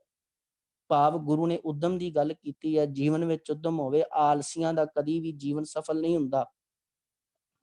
ਗੁਰਬਾਣੀ ਦੇ ਵਿੱਚ ਉਦਮ ਦੀ ਗੱਲ ਹੈ, ਆਪਣੇ ਨਿਸ਼ਾਨੇ ਤੇ ਉੱਤੇ ਆਪ ਤੁਰਨਾ, ਕਿਸੇ ਦੀ ਵਿਸਾਖੀਆਂ ਦਾ ਸਹਾਰਾ ਨਾ ਲੈਣਾ, ਮਾਲਕ ਦੀ ਅਰਦਾਸ ਕਰਕੇ, ਮਾਲਕ ਦੇ ਚਰਨਾਂ ਵਿੱਚ ਝੁਕ ਕੇ ਅਰਦਾਸ ਕਰਕੇ ਆਪਣੇ ਗੋਲ ਵੱਲ ਤੁਰ ਪੈਣਾ ਤੇ ਆਪ ਉਸ ਲਕਸ਼ ਨੂੰ ਪਕੜਨ ਵਾਸਤੇ ਹਮੇਸ਼ਾ ਤਤਪਰ ਰਹਿਣਾ। ਤੇ ਅੱਗੇ ਗੱਲ ਕਹਿੰਦੇ ਨੇ, ਹਉ ਤਿਸ ਘੋਲ ਕਮਾਇਆ, ਥੋੜਾ ਸਵੈ ਥੋੜਾ ਹੀ ਖਾਵੇ। ਜਿਹੜਾ ਥੋੜਾ ਖਾਂਦਾ ਥੋੜਾ ਸੌਂਦਾ, ਇਹਦਾ ਮਤਲਬ ਇਹ ਨਹੀਂ ਵੀ ਹੁਣ ਅਸੀਂ 2 ਘੰਟੇ 4 ਘੰਟੇ ਧਿਆਨ ਦੇਣਾ। ਇਹ ਡਿਪੈਂਡ ਕਰਦਾ ਹੈ ਬੰਦੇ ਦੇ ਕੰਮ ਦੇ ਉੱਤੇ। ਜਿਹੜੀ ਬਹੁਤ ਜ਼ਿਆਦਾ ਮਿਹਨਤ ਕਰਦਾ ਹੈ, ਡਾਕਟਰ ਵੀ ਮੈਡੀਕਲ ਵੀ ਇਹ ਗੱਲ ਕਹਿੰਦੀ ਘੱਟੋ ਘੱਟ 7 ਘੰਟੇ ਹਰ ਬੰਦੇ ਨੂੰ ਜਿਹੜਾ ਉਹ ਜ਼ਰੂਰੀ ਹੈ ਸੌਣਾ, ਆਰਾਮ ਕਰਨਾ ਜ਼ਰੂਰੀ ਹੈ, ਕਿਉਂਕਿ ਸਰੀਰਕ ਆਰਾਮ ਬਹੁਤ ਜ਼ਰੂਰੀ ਹੈ। ਜੇ ਸਰੀਰਕ ਆਰਾਮ ਨਹੀਂ ਹੈ ਤੇ ਧਿਆਨ ਰੱਖਣਾ, ਇਹ ਕਈ ਬਿਮਾਰੀਆਂ ਨੂੰ, ਡਿਪਰੈਸ਼ਨ ਨੂੰ, ਚਿੰਤਾ ਨੂੰ, ਕਈ ਚੀਜ਼ਾਂ ਨੂੰ ਜਨਮ ਦਿੰਦਾ ਹੈ। ਇਸ ਕਰਕੇ ਗੁਰੂ ਸਾਹਿਬ ਜੀ ਨੇ ਕਿਹਾ ਇਹ ਵੀ ਨਹੀਂ ਹੈ ਕਿ ਬਹੁਤਾ ਸੋਣਾ ਜੀ। ਬਸ ਮੈਂ ਇੰਨੀ ਗੱਲ ਕਵਾਂ, ਜਿਸ ਤਰ੍ਹਾਂ ਘਿਓ ਹੈ ਨਾ, ਘਿਓ ਸਿਹਤ ਲਈ ਲਾਹੇਵੰਦ ਹੁੰਦਾ ਹੈ, ਪਰ ਜਦੋਂ ਉਹਦੀ ਮਿਕਦਾਰ ਵੱਧ ਜਾਏ, ਜਦੋਂ ਉਹਦੀ ਲਿਮਟ ਖਤਮ ਹੋ ਜਾਏ, ਬੰਦਾ ਵੱਧ ਘਿਓ ਖਾਏ ਤਾਂ ਉਹ ਵੀ ਨੁਕਸਾਨ ਕਰ ਜਾਂਦਾ। ਨੀਂਦ ਸਰੀਰ ਲਈ ਬਹੁਤ ਜ਼ਰੂਰੀ ਹੈ, ਪਰ ਲੋੜ ਤੋਂ ਵੱਧ ਸੋਣਾ ਉਹ ਸਭ ਤੋਂ ਵੱਡੀ ਪਰੇਸ਼ਾਨੀ ਦਾ ਕਾਰਨ ਬਣਦਾ। ਜੇ ਧਿਆਨ ਰੱਖ ਲਿਆ, ਆਲਸੀ ਹੋ ਜਾਏਗਾ ਬੰਦਾ, ਉਹਦਾ ਸਰੀਰ ਜਿਹੜਾ ਕੰਮ ਨਹੀਂ ਕਰੇਗਾ, ਤਰ੍ਹਾਂ ਤਰ੍ਹਾਂ ਦੀਆਂ ਬਿਮਾਰੀਆਂ ਨੂੰ ਜਨਮ ਸਰੀਰ ਵਿੱਚੋਂ ਹੋਏਗਾ। ਉਹ ਜਿਹੜਾ ਹਰ ਟਾਈਮ ਖਾ ਲਿਆ ਤੇ ਸੋ ਲਿਆ, ਉਦੋਂ ਇਲਾਵਾ ਕੁਝ ਨਹੀਂ ਕਰਨਾ, ਉਹਨਾਂ ਦੇ ਜੀਵਨ ਕਦੀ ਵਿਕਾਸ ਨਹੀਂ ਜੇ ਕਰਦੇ। ਤੇ ਦੂਜੀ ਗੱਲ, ਥੋੜਾ ਖਾਵੇ। ਸਰੀਰ ਦੇ ਕੰਮ ਦੇ ਮੁਤਾਬਕ ਇਸੇ ਤਰ੍ਹਾਂ ਖੁਰਾਕ ਦਾ ਸੰਬੰਧ ਹੁੰਦਾ ਹੈ। ਮਜ਼ਦੂਰ ਹੈ, ਦਿਹਾੜੀ ਕਰਦਾ ਹੈ, ਉਹ ਬਹੁਤ ਖਾਂਦਾ ਹੈ। ਇੱਕ ਚੇਅਰ ਤੇ ਬੈਠ ਕੇ ਕੰਮ ਕਰਦਾ, ਉਹਦੀ ਖੁਰਾਕ ਉਹਦੇ ਕੰਮ ਤੇ ਡਿਪੈਂਡ ਕਰਦੀ। ਪਰ ਹਾਂ, ਕੁਝ ਐਸੇ ਨੇ ਜਿਹੜੇ ਖਾਣ ਲਈ ਜੀਂਦੇ ਨੇ, ਕੁਝ ਐਸੇ ਨੇ ਜਿਹੜੇ ਜੀਣ ਲਈ ਖਾਂਦੇ। ਅਸੀਂ ਜੀਣ ਲਈ ਖਾਣਾ, ਖਾਣ ਲਈ ਨਹੀਂ ਜੀਣਾ। ਤਰ੍ਹਾਂ ਤਰ੍ਹਾਂ ਦੇ ਰਸਾਂ ਕਸ਼ਾਂ ਦੇ ਨਾਲ ਨਹੀਂ ਸੰਬੰਧ ਹੈ ਸਾਡਾ, ਜੀਣ ਲਈ ਖਾਣਾ। ਇਸ ਤਨ ਨੂੰ ਜਿੰਨੀ ਖੁਰਾਕ ਦੀ ਲੋੜ ਹੈ, ਇਹ ਨਾ ਹੋਵੇ ਘਰ ਘਰ ਖਾਇਆ ਪਿੰਡ ਵਧਾਇਆ, ਜਾਂ ਧਰੇਗਵੇ ਜਾਂ ਜੇਵਿਆ ਜਿਤ ਖਾਏ ਵਧਾਇਆ ਪੇਟ। ਕੇਵਲ ਖਾਣ ਤੱਕ ਹੀ ਮਕਸਦ ਹੈ, ਇਸ ਤੋਂ ਇਲਾਵਾ ਨਹੀਂ। ਖੈਰ ਮੈਂ ਇਹਦੇ ਵਿਸਥਾਰ ਤੇ ਨਹੀਂ ਜਾਣਾ। ਤਾਂ ਅੰਤ ਵਿੱਚ ਭਾਈ ਗੁਰਦਾਸ ਜੀ ਕਹਿੰਦੇ, ਗੁਰਮੁਖ ਸੋਈ ਸਹਿਜ ਸਮਾਧੀ। ਕਹਿੰਦੇ ਅਸਲ ਵਿੱਚ ਉਹ ਜੋ ਗੁਰੂ ਦੇ ਰਾਹੀਂ ਮੱਤ ਲੈ ਕੇ ਗੁਰਮੁਖ ਬਣ ਜਾਂਦਾ ਹੈ, ਉਹਦੇ ਜੀਵਨ ਵਿੱਚ ਸਹਿਜ ਹੈ। ਔਰ ਸਹਿਜ ਤੋਂ ਭਾਵ ਕਿ ਜੀਵਨ ਵਿੱਚ ਟਿਕਾਵ ਆ ਜਾਣਾ। ਦੁੱਖਾਂ ਸੁੱਖਾਂ ਦੇ ਸਮੇਂ ਆਪਣੇ ਜੀਵਨ ਨੂੰ ਹਮੇਸ਼ਾ ਜਿਹੜਾ ਹੈ ਉਹ ਤਿਆਰ ਰੱਖਣਾ। ਔਰ ਇਹ ਨਹੀਂ ਕਿ ਉਲਾਂਭੇ ਦੇਣੇ, ਇਹ ਨਹੀਂ ਦੁੱਖ ਆ ਗਿਆ ਤੇ ਚੀਕਾਂ ਮਾਰਨੀ, ਇਹ ਨਹੀਂ ਵੀ ਸੁੱਖ ਆ ਗਿਆ ਤੇ ਬੰਦਾ ਛਾਲਾਂ ਮਾਰੀ ਜਾਏ। ਮੈਂ ਇੰਝ ਕਹਿਣਾ, ਗੁਰਸਿੱਖ ਦਾ ਜੀਵਨ ਇਹ ਵੀ ਨਹੀਂ ਹੁੰਦਾ ਵੀ ਕੁਝ ਮਿਲ ਗਿਆ ਤੇ ਨੱਚ ਨੱਚ ਟੱਪ ਟੱਪ ਕੇ ਧਰਤੀ 'ਚ ਟੋਏ ਪਾ ਦਿਓ, ਕੁਝ ਚਲਾ ਗਿਆ ਤੇ ਕੰਧਾਂ 'ਚ ਸਿਰ ਮਾਰ ਮਾਰ ਕੇ ਰੋਵੋ। ਇਹ ਗੁਰਸਿੱਖ ਦਾ ਜੀਵਨ ਨਹੀਂ।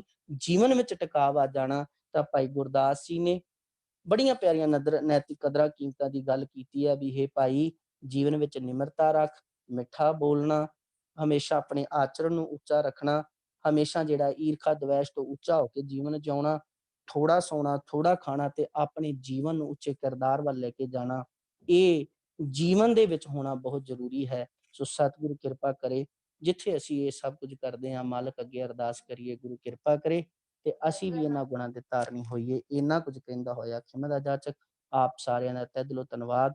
ਗੁਰੂ ਫਤਿਹ ਨਾਲ ਸਾਂਝ ਪਾਈਏ, ਗੱਜ ਕੇ ਆਖੋ ਜੀ ਵਾਹਿਗੁਰੂ ਜੀ ਕਾ ਖਾਲਸਾ, ਵਾਹਿਗੁਰੂ ਜੀ ਕੀ ਫਤਿਹ। ਵਾਹਿਗੁਰੂ ਜੀ ਕੀ ਫਤਿਹ। ਹਾਂਜੀ, ਬਹੁਤ ਬਹੁਤ ਧੰਨਵਾਦ ਵੀਰ ਜੀ ਤੁਹਾਡਾ। ਤੁਸੀਂ ਬਹੁਤ ਹੀ ਸਾਨੂੰ ਬਹੁਤ ਹੀ ਕਹਿ ਲਓ ਕਿ ਵਧੀਆ ਚੀਜ਼ਾਂ ਦੱਸੀਆਂ ਸਾਨੂੰ ਵੀ ਅਸੀਂ ਆਪਣੀ ਲਾਈਫ ਨੂੰ ਕਿਸ ਤਰੀਕੇ ਨਾਲ ਚੇਂਜ ਕਰ ਸਕਦੇ, ਕਿਵੇਂ ਆਪਣੀ ਸ਼ਖਸੀਅਤ ਨੂੰ ਨਿਖਾਰ ਸਕਦੇ ਹਾਂ। ਜਿਵੇਂ ਗੁਣ ਔਗਣ ਦਾ ਦੱਸਿਆ ਵੀ ਜਿਹਦੇ ਕੋਲੇ ਚੰਗੇ ਗੁਣ ਨੇ ਤਾਂ ਉਹਦੀ ਵੀ ਤਾਰੀਫ ਹੋਊਗੀ ਤੇ ਜਿਹਦੇ ਕੋਲੇ ਮਾੜੇ ਗੁਣ ਨੇ ਉਹਦੀ ਵੀ ਹੋਊ, ਪਰ ਉਹਦੀ ਉਹ ਤਾਰੀਫ ਕਹਿ ਲਓ ਕਿ ਸਹੀ ਤਰੀਕੇ ਨਾਲ ਨਹੀਂ ਹੋਊਗੀ, ਉਹਨੂੰ ਗਲਤ ਤਰੀਕੇ ਨਾਲ ਹੀ ਨੋਟ ਕੀਤਾ ਜਾਏਗਾ। ਇਸ ਲਈ ਆਪਾਂ ਨੂੰ ਆ ਵੀ ਆਪ ਆਪਣੀ ਜ਼ਿੰਦਗੀ ਦੇ ਵਿੱਚ ਗੁਣਾਂ ਨੂੰ ਜਿਹੜਾ ਆ ਵੱਧ ਤੋਂ ਵੱਧ ਹਾਸਿਲ ਕਰੀਏ ਤੇ ਇੱਕ ਵੈਸੇ ਵੀ ਚੰਗੀ ਸ਼ਖਸੀਅਤ ਦੇ ਉਸਾਰਨ ਦੇ ਲਈ ਗੁਣ ਹੀ ਜਿਹੜੇ ਕੀ ਨੇ ਸਭ ਤੋਂ ਮਹੱਤਵਪੂਰਨ ਚੀਜ਼ ਨੇ ਆਪਣੀ ਲਾਈਫ ਦੇ ਵਿੱਚ। ਤੇ ਨਿਮਰਤਾ ਹੋਣੀ ਚਾਹੀਦੀ ਹੈ। ਤੇ ਇੱਕ ਗੱਲ ਮੈਨੂੰ ਹੋਰ ਬਹੁਤ ਵਧੀਆ ਲੱਗੀ ਵੀਰ ਜੀ ਦੀ, ਵੀ ਵੀਰ ਜੀ ਨੇ ਕਿਹਾ ਵੀ ਕਿਸੇ ਨੂੰ ਕਹਿਣ ਤੋਂ ਪਹਿਲਾਂ ਆਪਣੇ ਅੰਦਰ ਜ਼ਰੂਰ ਦੇਖਣਾ ਚਾਹੀਦਾ। ਮੈਨੂੰ ਲੱਗਦਾ ਸ਼ਾਇਦ ਮੇਰੇ ਉੱਤੇ ਵੀ ਗੱਲ ਲੱਗਦੀ ਹੋਊਗੀ, ਕਿਉਂਕਿ ਮੈਂ ਵੀ ਕਦੇ ਏਦਾਂ ਹੀ ਕਹਿ ਦਿੰਦੀ ਹਾਂ, ਸੋਚਦੀ ਨਹੀਂ ਵੀ ਮੈਂ ਉੱਦਾਂ ਦੀ ਤਾਂ ਨਹੀਂ, ਪਰ ਮੈਨੂੰ ਹੁਣ ਵੀ ਥੋੜਾ ਧਿਆਨ ਰੱਖਣਾ ਪੈਣਾ ਇਸ ਗੱਲ ਦਾ। ਮੈਨੂੰ ਬਹੁਤ ਵਧੀਆ ਲੱਗਿਆ ਵੀਰ ਜੀ ਦਾ ਲੈਕਚਰ ਤੇ ਆਈ ਹੋਪ ਸਾਰੇ ਬੱਚਿਆਂ ਨੂੰ ਵੀ ਬਹੁਤ ਵਧੀਆ ਲੱਗਿਆ ਹੋਵੇਗਾ। ਤੁਹਾਡਾ ਬਹੁਤ ਬਹੁਤ ਧੰਨਵਾਦ ਵੀਰ ਜੀ, ਤੁਸੀਂ ਸਾਨੂੰ ਇੰਨੇ ਥੋੜੇ ਸਮੇਂ ਦੇ ਵਿੱਚ ਇੰਨੀਆਂ ਵਧੀਆ ਗੱਲਾਂ ਦੱਸੀਆਂ, ਇੰਨੀਆਂ ਗਿਆਨਯੋਗ ਗੱਲਾਂ ਦੱਸੀਆਂ। ਅੱਜ ਤਾਂ ਕਹਿ ਲਓ ਵੀ ਸਹੀ ਸ਼ਬਦਾਂ 'ਚ ਬੱਚਿਆਂ ਦੀ ਜਿਹੜੀ ਆ ਸ਼ਖਸੀਅਤ ਆ ਉਹ ਉਸਾਰੀ ਗਈ ਹੈ। ਬਹੁਤ ਬਹੁਤ ਧੰਨਵਾਦ ਵੀਰ ਜੀ। ਤੇ ਮੈਮ ਜੀ ਆਪਾਂ ਮਨਪ੍ਰੀਤ ਕੌਰ ਜੀ ਨੂੰ ਲਵਾਂਗੇ ਹੁਣ, ਕਿ ਜਿਨ੍ਹਾਂ ਦੇ ਹੈਂਡ ਰੇਜ਼ ਆ ਉਹਨਾਂ ਨੂੰ ਦਿੱਤਾ ਜਾਵੇ। ਮੈਮ ਹੁਣ ਹੈਂਡ ਰੇਜ਼ ਲੈ ਲਈਏ, ਮਨਪ੍ਰੀਤ ਕੌਰ ਜੀ ਨੂੰ ਫਿਰ ਟਾਈਮ ਦੇ ਦੇਵਾਂਗੇ। ਤੇ 1 ਮਿੰਟ ਮੈਂ ਕੁਝ ਕਹਿਣਾ ਚਾਹੁੰਦੀ ਹਾਂ ਵੀਰ ਜੀ।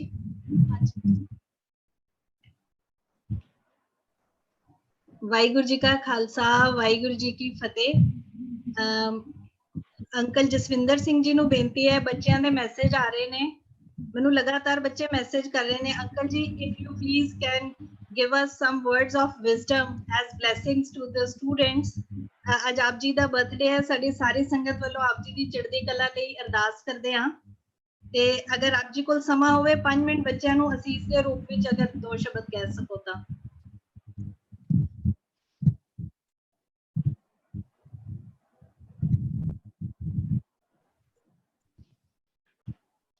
आई थिंक अंकल जी, हाँ जी,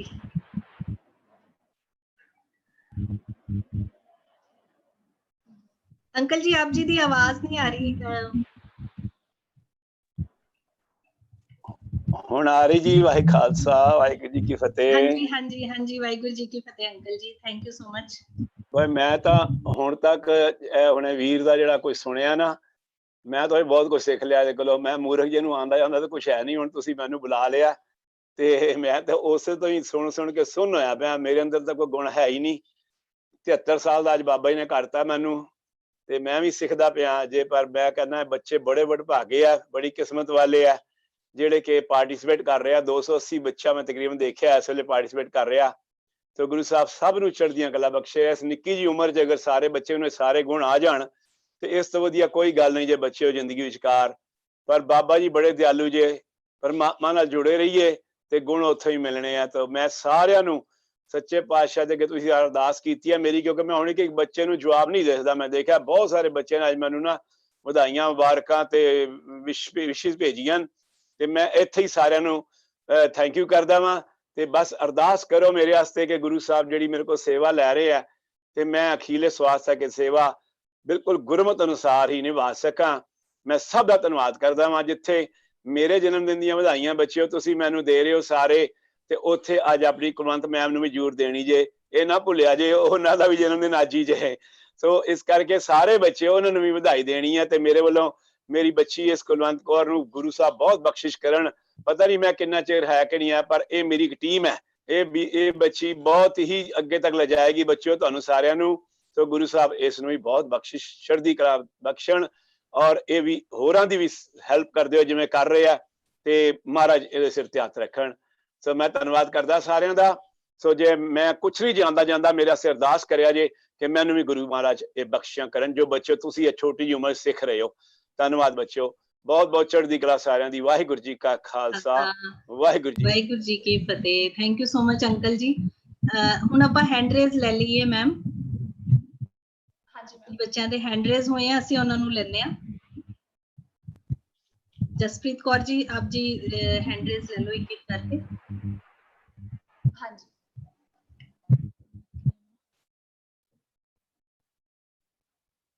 हाँ जी, वीटी जिन्हां दा हैंड रेज उन्हां नूं स्पॉट कीता जाए। ब्रह्मदीप सिंह जी 13543। ਵਾਹਿਗੁਰੂ ਜੀ ਕਾ ਖਾਲਸਾ, ਵਾਹਿਗੁਰੂ ਜੀ ਕੀ ਫਤਿਹ ਜੀ।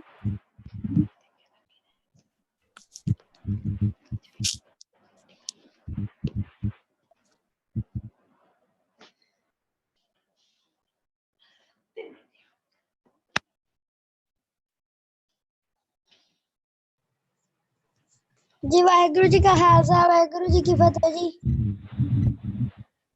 वाहिगुरू जी का खालसा, वाहिगुरू जी की फतेह। हाँ जी, मैं एक कविता सुनाना चाहता हूं। ਵੀਰ ਜੀ ਅਗਰ ਤੁਸੀਂ ਅੱਜ ਦੇ ਜਿਹੜੇ ਟੌਪਿਕ ਹੈ ਅਗਰ ਉਹਨਾਂ ਦੇ ਨਾਲ ਰਿਲੇਟਡ ਬੋਲਣਾ ਤਾਂ ਬੋਲ ਸਕਦੇ ਹੋ ਜੀ। जी ਉਹਨਾਂ ਦੂਜੇ ਸੈਸ਼ਨ ਨਾਲ ਹੀ ਹੈ ਜੀ। ਬੱਚੇ ਆਪ ਜੀ ਦੀ ਕਵਿਤਾ ਨਾ ਅਸੀਂ 2-3 ਦਿਨ ਤੱਕ ਲੈ ਲਵਾਂਗੇ।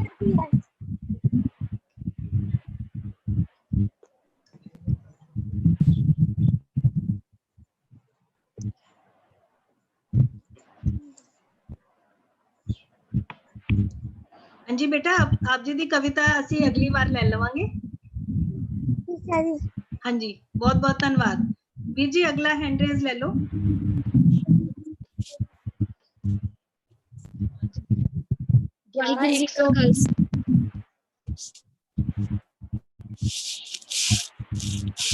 ਵਾਹਿਗੁਰੂ ਜੀ ਕਾ ਖਾਲਸਾ ਵਾਹਿਗੁਰੂ ਜੀ ਕੀ ਫਤਿਹ ਜੀ। ਵਾਹਿਗੁਰੂ ਜੀ ਕੀ ਫਤਿਹ। ਹਾਂਜੀ, ਜਿਵੇਂ ਪਹਿਲਾਂ ਸਰ ਨੇ ਕਿਹਾ ਕਿ ਤੁਸੀਂ ਕਦੀ ਦੇਖਣ ਤੋਂ ਪਹਿਲਾਂ ਕਹਿੰਦੇ ਪਹਿਲਾਂ ਆਪਣੀ ਗਰੀਬਾਨ ਚ ਦੇਖਣਾ ਚਾਹੀਦਾ। ਜਿਵੇਂ ਬਾਬਾ ਫਰੀਦ ਜੀ ਦਾ ਸਲੋਕ ਹੈ ਜੀ, ਫਰੀਦਾ ਜੇ ਤੂੰ ਅਸਲ ਦੀਪ ਕਾਲੇ ਲਿਖ ਨਾ ਲੇਖ, ਆਪਣੇ ਗਰੀਬਾਨ ਮੈਂ ਸਿਰ ਨੀਵਾਂ ਕਰ ਦੇਖ। ਵੀ ਸਭ ਤੋਂ ਪਹਿਲਾਂ ਸਾਨੂੰ ਆਪਣੇ ਵੱਲ ਦੇਖਣਾ ਚਾਹੀਦਾ ਕਿਸੇ ਨੂੰ ਕਹਿਣ ਤੋਂ ਪਹਿਲਾਂ।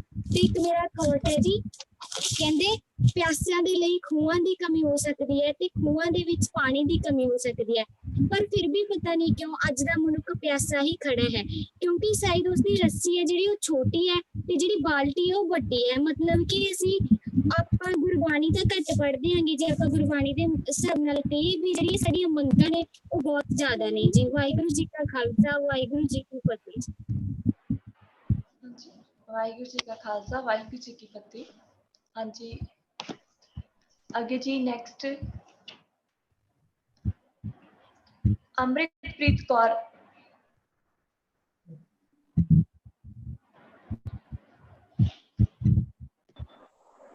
ਹਾਂਜੀ ਵੀ ਜੀ ਅੰਮ੍ਰਿਤਪ੍ਰੀਤ ਕੌਰ। ਵਾਹਿਗੁਰੂ ਜੀ ਕਾ ਖਾਲਸਾ ਵਾਹਿਗੁਰੂ ਜੀ ਕੀ ਫਤਿਹ। ਮੈਮ ਅੱਜ ਸਰ ਨੇ ਸ਼ਾਸਕਾਂ ਦੀ ਗੱਲ ਕੀਤੀ ਸੀ ਕਿ ਗੁਰੂ ਸਾਹਿਬਾਨਾਂ ਦੇ ਨਾਲ ਸ਼ਾਸਕਾਂ ਦੀ ਲੜੀ ਵੀ ਚੱਲੀ ਹੈ।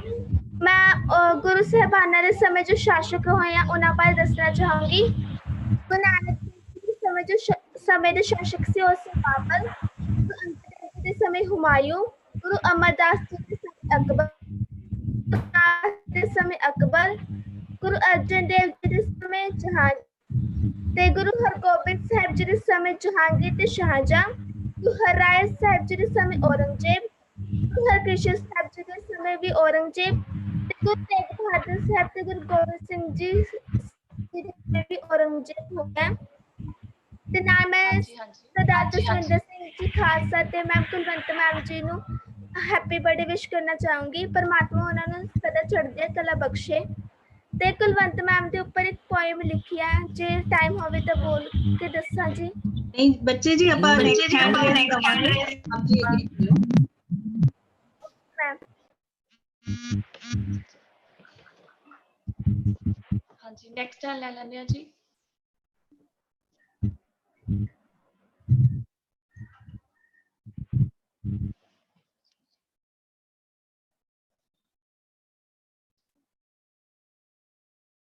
ਹਾਂਜੀ 13500 ਨੂੰ ਲੈ ਲੈਂਦੇ ਆ ਜੀ। EPP number 13500।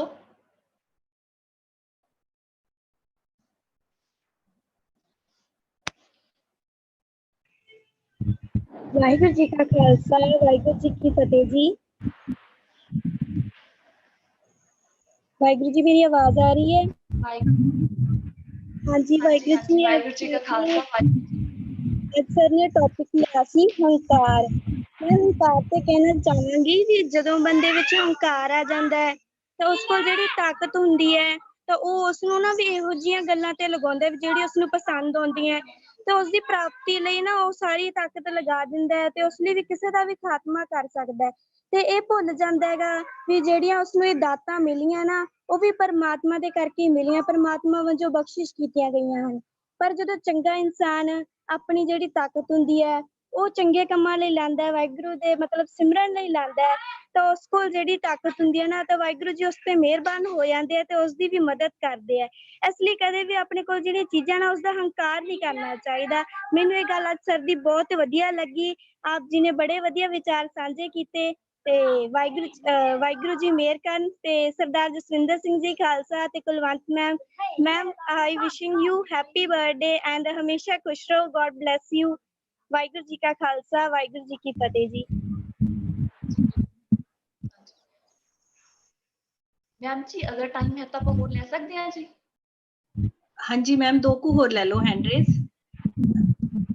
ਠੀਕ ਹੈ ਜੀ। ਇਹਨਾਂ ਦੇ ਅਸੀਂ ਪਹਿਲੇ ਨਹੀਂ ਲੈ ਸਕੇ ਉਹਨਾਂ ਦੇ ਲੈ ਲਓ। Vivo 1820 ਇਹਨਾਂ ਨੂੰ ਸਪੌਟ ਕਰ ਦਈਏ। ਹਾਂਜੀ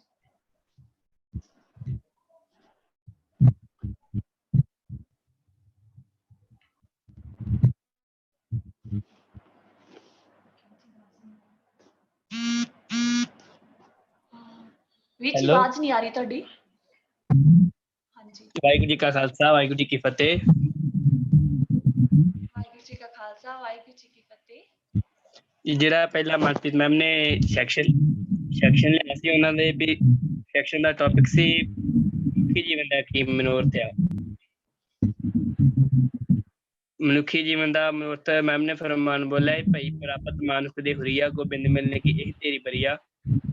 ਉਸ ਦੇ ਨਾਲ ਮੈਂ ਇੱਕ ਹੋਰ ਫਰਮਾਨ ਸੀ ਸੋਹਿਲਾ ਸਾਹਿਬ ਦੇ ਵਿੱਚੋਂ ਦੱਸਾਂਗਾ। ਆਪਦੇ ਘਟਾਏ ਦਿਨ ਸਰੈ ਨਾਰੇ ਮਨ ਗੁਰਮਿਲ ਕਾਜ ਸਵਾਰੇ। ਕਿ ਜਿਸ ਤਰ੍ਹਾਂ ਦਿਨੋਂ ਦਿਨ ਸਾਡੀ ਉਮਰ ਘੱਟਦੀ ਜਾ ਰਹੀ ਹੈ, ਸਾਡੇ ਜੀਵਨ ਦਾ ਮਨੋਰਥ ਇਹ ਹੋਗਾ ਵੀ ਸਾਨੂੰ ਗੁਰੂ ਨਾਲ ਮਿਲ ਕੇ ਨਾਲ ਅਵਸਥਾ ਜੋੜ ਕੇ ਕਾਗਰਜਿਤ ਹੋ ਕੇ ਗੁਰੂ ਨੂੰ ਮਿਲਣ ਦੀ ਪ੍ਰਾਪਤੀ ਕਰਨੀ ਚਾਹੀਦੀ ਹੈ। ਜਿਹੜਾ ਕਿ ਇੱਕ ਵੀਰ ਜੀ ਨੇ ਸੈਕਸ਼ਨ ਲਿਆ ਸੀ, ਉਹਦੇ ਵਿੱਚ ਸੀਗੇ ਹੱਥ ਉਹਨਾਂ ਅੱਗੇ ਜੁੜਦੇ ਹਨ ਵੀ ਜੋ ਚੰਗੀ ਸ਼ਖਸੀਅਤ ਦੇ ਮਾਲਕ ਹੋਣ, ਜਿਨ੍ਹਾਂ ਦੀ ਸ਼ਖਸੀਅਤ ਚੰਗੀ ਹੋਵੇ। ਇਤਿਹਾਸ ਵਿੱਚ ਦੋ ਤਰ੍ਹਾਂ ਦੇ ਪੱਖ ਹਨ, ਸ਼ਖਸੀਅਤ ਮਾੜੀ ਵਾਲੇ ਵੀ ਆਏ ਹਨ ਅਤੇ ਚੰਗੀ ਸ਼ਖਸੀਅਤ ਵਾਲੇ ਵੀ ਆਏ ਸਨ। ਜਿਵੇਂ ਇੱਕ ਬੰਨੇ ਗੁਰੂ ਸਾਹਿਬਾਨ ਸੀ, ਦੂਸਰੇ ਬੰਨੇ ਜੋ ਕਿ ਇਸ ਸੰਸਾਰ ਦੇ ਤਾਨਾਸ਼ਾਹ ਨੇ ਹਿਟਲਰ, ਮੁਸੋਲੀਨੀ, ਚੰਗੇਜ਼ ਖਾਨ, ਜੋ ਕਿ ਇੱਕ ਲੈਨਨ, ਜੋ ਕਿ ਇਸ ਸੰਸਾਰ ਦੇ ਤਾਨਾਸ਼ਾਹੀ ਹੋਇਆ। ਉਹਨਾਂ ਦੀ ਕੋਈ ਹੱਥ ਨਹੀਂ ਜੋੜਦਾ, ਉਹਨਾਂ ਨੂੰ ਵੀ ਸਾਰੇ ਵਿਰੋਧ ਨਾਲ ਦੇਖਦਾ ਆ, ਜਾਂ ਕੋਈ ਵੀ ਮਾੜੀ ਨਿਗਾਹ ਨਾਲ ਵੇਖਦਾ ਵੀ, ਜਾਂ ਉਹਨਾਂ ਨੂੰ ਕੋਈ ਵੀ ਚੰਗਾ ਨਹੀਂ ਸਮਝਦਾ। ਦੂਸਰੀ ਸਾਈਡ ਤੇ ਗੁਰੂ ਸਾਹਿਬਾਨ ਹੋਇਆ, ਜਿਨ੍ਹਾਂ ਨੇ ਇਸ ਸੰਸਾਰ ਲਈ ਆਪਣਾ ਸਭ ਕੁਝ ਕੁਰਬਾਨ ਕੀਤਾ, ਸੰਸਾਰ ਨੂੰ ਸਮਝਾਇਆ ਵੀ। ਪਹਿਲਾਂ 5 ਜਾਮਿਆਂ ਤੱਕ ਸ਼ਾਂਤੀਪੂਰਵਕ ਸਮਝਾਇਆ, 6ਵੇਂ ਗੁਰੂ ਸਾਹਿਬਾਨ ਨੇ ਫਿਰ ਪੀਰੀ ਤਲਵਾਰ ਧਾਰਨ ਕਰਕੇ ਜਿਨ੍ਹਾਂ ਨੇ ਜਬਰ ਜੁਲਮ ਦੇ ਵਿਰੁੱਧ ਜੰਗ ਕੀਤੀ। ਇਸ ਤਰ੍ਹਾਂ ਬਾਅਦ ਵੀਰ ਜੀ ਨੇ ਇੱਕ ਹੋਰ ਫਿਰ ਟੌਪਿਕ ਬੋਲਿਆ ਸੀ, ਸਾਨੂੰ ਜ਼ਿਆਦਾ ਨਹੀਂ ਬੋਲਣਾ ਚਾਹੀਦਾ। ਜਿਵੇਂ ਗੁਰੂ ਸਾਹਿਬਾਨ ਗੁਰਬਾਣੀ ਚ ਕਹਿੰਦੇ ਹਨ, ਬਹੁਤਾ ਬੋਲਣ ਚੱਖਣ ਹੋਏ, ਬਿਨ ਬੋਲੇ ਜਾਣੇ ਸਭ ਸੋਏ। ਜ਼ਿਆਦਾ ਬੋਲਣਾ ਬੇਫਾਇਦਾ ਹੈ, ਵੀ ਜ਼ਿਆਦਾ ਨਹੀਂ ਬੋਲਣਾ ਚਾਹੀਦਾ, ਕਿਉਂਕਿ ਉਹ ਪਰਮਾਤਮਾ ਬਿਨ ਬੋਲੇ ਜਾਣੇ ਸਭ ਸੋਏ। ਉਹ ਪਰਮਾਤਮਾ ਬਗੈਰ ਬੋਲਣ ਤੋਂ ਹੀ ਸਭ ਕੁਝ ਆਪ ਜਾਣਦਾ ਹੈ, ਕਿਉਂਕਿ ਉਹ ਆਪ ਸਰਵ ਸ਼ਕਤੀਮਾਨ ਹੈ, ਸਭ ਕੁਝ ਆਪ ਜਾਣਦਾ ਹੈ। ਮਨੁੱਖ ਨੂੰ ਹਮੇਸ਼ਾ ਜ਼ਿਆਦਾ ਨਹੀਂ ਬੋਲਣਾ ਚਾਹੀਦਾ, ਆਪਣੇ ਧਿਆਨ ਵਿੱਚ ਰਹਿ ਕੇ ਪਹਿਲਾਂ ਤੋਲੋ ਫਿਰ ਬੋਲੋ, ਸੋਚ ਸਮਝ ਕੇ ਬੋਲਣਾ ਚਾਹੀਦਾ ਹੈ। ਵਾਹਿਗੁਰੂ ਜੀ ਕਾ ਖਾਲਸਾ, ਵਾਹਿਗੁਰੂ ਜੀ ਕੀ ਫਤਿਹ। ਅਤੇ ਇਸ ਦੇ ਨਾਲ ਹੀ ਮੈਂ ਸਰਦਾਰ ਜਸਵਿੰਦਰ ਸਿੰਘ ਜੀ ਖਾਲਸਾ ਯੂਕੇ ਤੇ ਮੈਮ ਕੁਲਵੰਤ ਕੌਰ ਜੀ ਨੂੰ ਜਨਮ ਦਿਨ ਦੀ ਵਧਾਈ ਦਿੰਦਾ ਹਾਂ। ਵਾਹਿਗੁਰੂ ਜੀ ਕਾ ਖਾਲਸਾ, ਵਾਹਿਗੁਰੂ ਜੀ ਕੀ ਫਤਿਹ। ਇੱਕ ਦੋ ਅਨਾਉਂਸਮੈਂਟ ਸੀਗੀਆਂ। ਜਿਨ੍ਹਾਂ ਬੱਚਿਆਂ ਦੇ ਕੋਈ ਵੀ ਸਵਾਲ ਹੋਣ, ਉਹ ਜਿਹੜੇ ਸਕਰੀਨ ਤੇ ਵੀਰ ਜੀ ਬਾਅਦ ਵਿੱਚ ਨੰਬਰ ਸ਼ੋ ਕਰਨਗੇ, ਬੱਚਿਆਂ ਦੇ ਕੁਝ ਵੀ ਸਵਾਲ ਹੋਣ, ਫੀਡਬੈਕ ਹੋਣ, ਉਹ ਸਕਰੀਨ ਤੇ ਦਿੱਤੇ ਨੰਬਰ ਜਿਹੜੇ ਆਪ ਜੀ ਨੂੰ ਲਾਸਟ ਵਿੱਚ ਦਿੱਤੇ ਜਾਣਗੇ, ਜਾਂ ਜੋ ਜਦੋਂ ਪ੍ਰੋਗਰਾਮ ਸ਼ੁਰੂ ਹੁੰਦਾ ਉਸ ਤੋਂ ਪਹਿਲੇ ਉਹ ਸਕਰੀਨ ਔਨ ਹੁੰਦੀ ਹੈ, ਉਹਨਾਂ ਨੰਬਰ ਤੇ ਆਪ ਜੀ ਕੁਐਸਚਨਸ ਭੇਜ ਸਕਦੇ ਹੋ ਤੇ ਸਾਡੇ ਵਿਦਵਾਨਾਂ ਦਾ ਪੈਨਲ ਉਹਨਾਂ ਦਾ ਜਵਾਬ ਦੇਗਾ। ਤੇ ਇਸ ਤੋਂ ਬਾਅਦ ਜਿਹੜੀ ਬੱਚਿਆਂ ਦੀ ਪਰਸਨੈਲਿਟੀ ਡਿਵੈਲਪਮੈਂਟ ਦੀ ਕਲਾਸ ਜਿਹੜੀ ਐਕੈਡੈਮਿਕਸ ਤੇ ਬੇਸਡ ਹੈ, ਉਹ ਸਵੇਰੇ ਲੱਗਦੀ ਹੈ ਬੱਚਿਓ, ਮੰਡੇ ਨੂੰ, ਵੈਨਸਡੇ ਨੂੰ ਔਰ ਫਰਾਈਡੇ ਨੂੰ। ਪਹਿਲੇ ਉਹਦਾ ਟਾਈਮ 8:30 ਸੀ ਤੇ ਕੁਝ ਦਿਨਾਂ ਤੱਕ ਉਹਦਾ ਟਾਈਮ 9 ਵਜੇ ਤੱਕ ਦਾ ਹੋ ਜਾਏਗਾ। ਤੇ ਇਹ ਕਲਾਸ ਦਾ ਹਜੇ ਜਿਹੜਾ ਆਪ ਜੀ ਨੂੰ ਪਾਸਵਰਡ ਦਿੱਤਾ ਹੈ ਤੇ ਕੋਡ ਦਿੱਤਾ ਹੈ, ਉਹੀ ਕੰਟੀਨਿਊ ਰਹੇਗਾ। ਤੇ ਜਿੰਨੇ ਗਰੁੱਪ ਚ ਬੱਚੇ ਉਹਨਾਂ ਨੂੰ ਟਾਈਮ ਤੇ ਮੈਸੇजेस ਪਾ ਦਿੱਤੇ ਜਾਣਗੇ ਇਸ ਕਲਾਸ ਬਾਰੇ, ਤੇ ਆਪਾਂ ਕੋਸ਼ਿਸ਼ ਕਰੀਏ ਉਹ ਸਵੇਰ ਦੀ ਕਲਾਸ ਵੀ ਅਟੈਂਡ ਕਰੀਏ। ਇੰਗਲਿਸ਼ ਕਲਾਸ ਦਾ ਟਾਈਮ ਹਜੇ ਫਿਲਹਾਲ 8:30 ਵਜੇ ਹੀ ਹੈ, ਮੰਡੇ ਨੂੰ, ਵੈਨਸਡੇ ਨੂੰ ਤੇ ਫਰਾਈਡੇ ਨੂੰ, ਸੋਮਵਾਰ, ਬੁੱਧਵਾਰ ਤੇ ਸ਼ੁੱਕਰਵਾਰ। ਤੇ ਇਸ ਹਜੇ ਇਹਦਾ ਟਾਈਮ 8:30 ਹੈ ਤੇ ਕੁਝ ਦਿਨਾਂ ਤੱਕ ਇਹ ਟਾਈਮ 9 ਵਜੇ ਹੋ ਜਾਏਗਾ, ਜਿਹਦੇ ਬਾਰੇ ਆਪ ਜੀ ਨੂੰ ਜਾਣਕਾਰੀ ਗਰੁੱਪ ਦੇ ਵਿੱਚ ਹੀ ਦੇ ਦਿੱਤੀ ਜਾਏਗੀ ਜੀ। ਇੱਥੇ ਹੀ ਅਸੀਂ ਕੈਂਪ ਦੀ ਸਮਾਪਤੀ ਕਰਦੇ ਹਾਂ ਜੀ। ਆਪ ਸਾਰਿਆਂ ਦਾ ਬਹੁਤ ਬਹੁਤ ਧੰਨਵਾਦ ਜਿਨ੍ਹਾਂ ਨੇ ਇੰਨੇ ਐਂਥੂਸੀਆਸਟਿਕਲੀ ਇਹਦੇ ਵਿੱਚ ਪਾਰਟਿਸਿਪੇਟ ਕੀਤਾ। ਵੀਰ ਜੀ ਇੱਕ ਵਾਰ ਉਹ ਸਕਰੀਨ ਸ਼ੇਅਰ ਕਰ ਦਿੱਤੀ ਜਾਵੇ ਨੰਬਰਸ ਦੀ।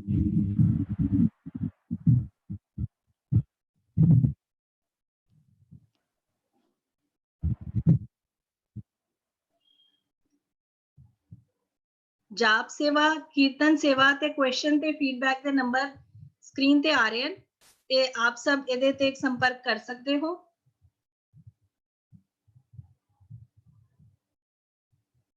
ਅਸੀਂ ਇੱਥੇ ਹੀ ਕੈਂਪ ਦੀ ਸਮਾਪਤੀ ਕਰਦੇ ਹਾਂ ਜੀ। ਹੋਈਆਂ ਬੇਅੰਤ ਭੁੱਲਾਂ ਚੁੱਕਾਂ ਦੀ ਖਿਮਾ। ਵਾਹਿਗੁਰੂ ਜੀ ਕਾ ਖਾਲਸਾ, ਵਾਹਿਗੁਰੂ ਜੀ ਕੀ ਫਤਿਹ।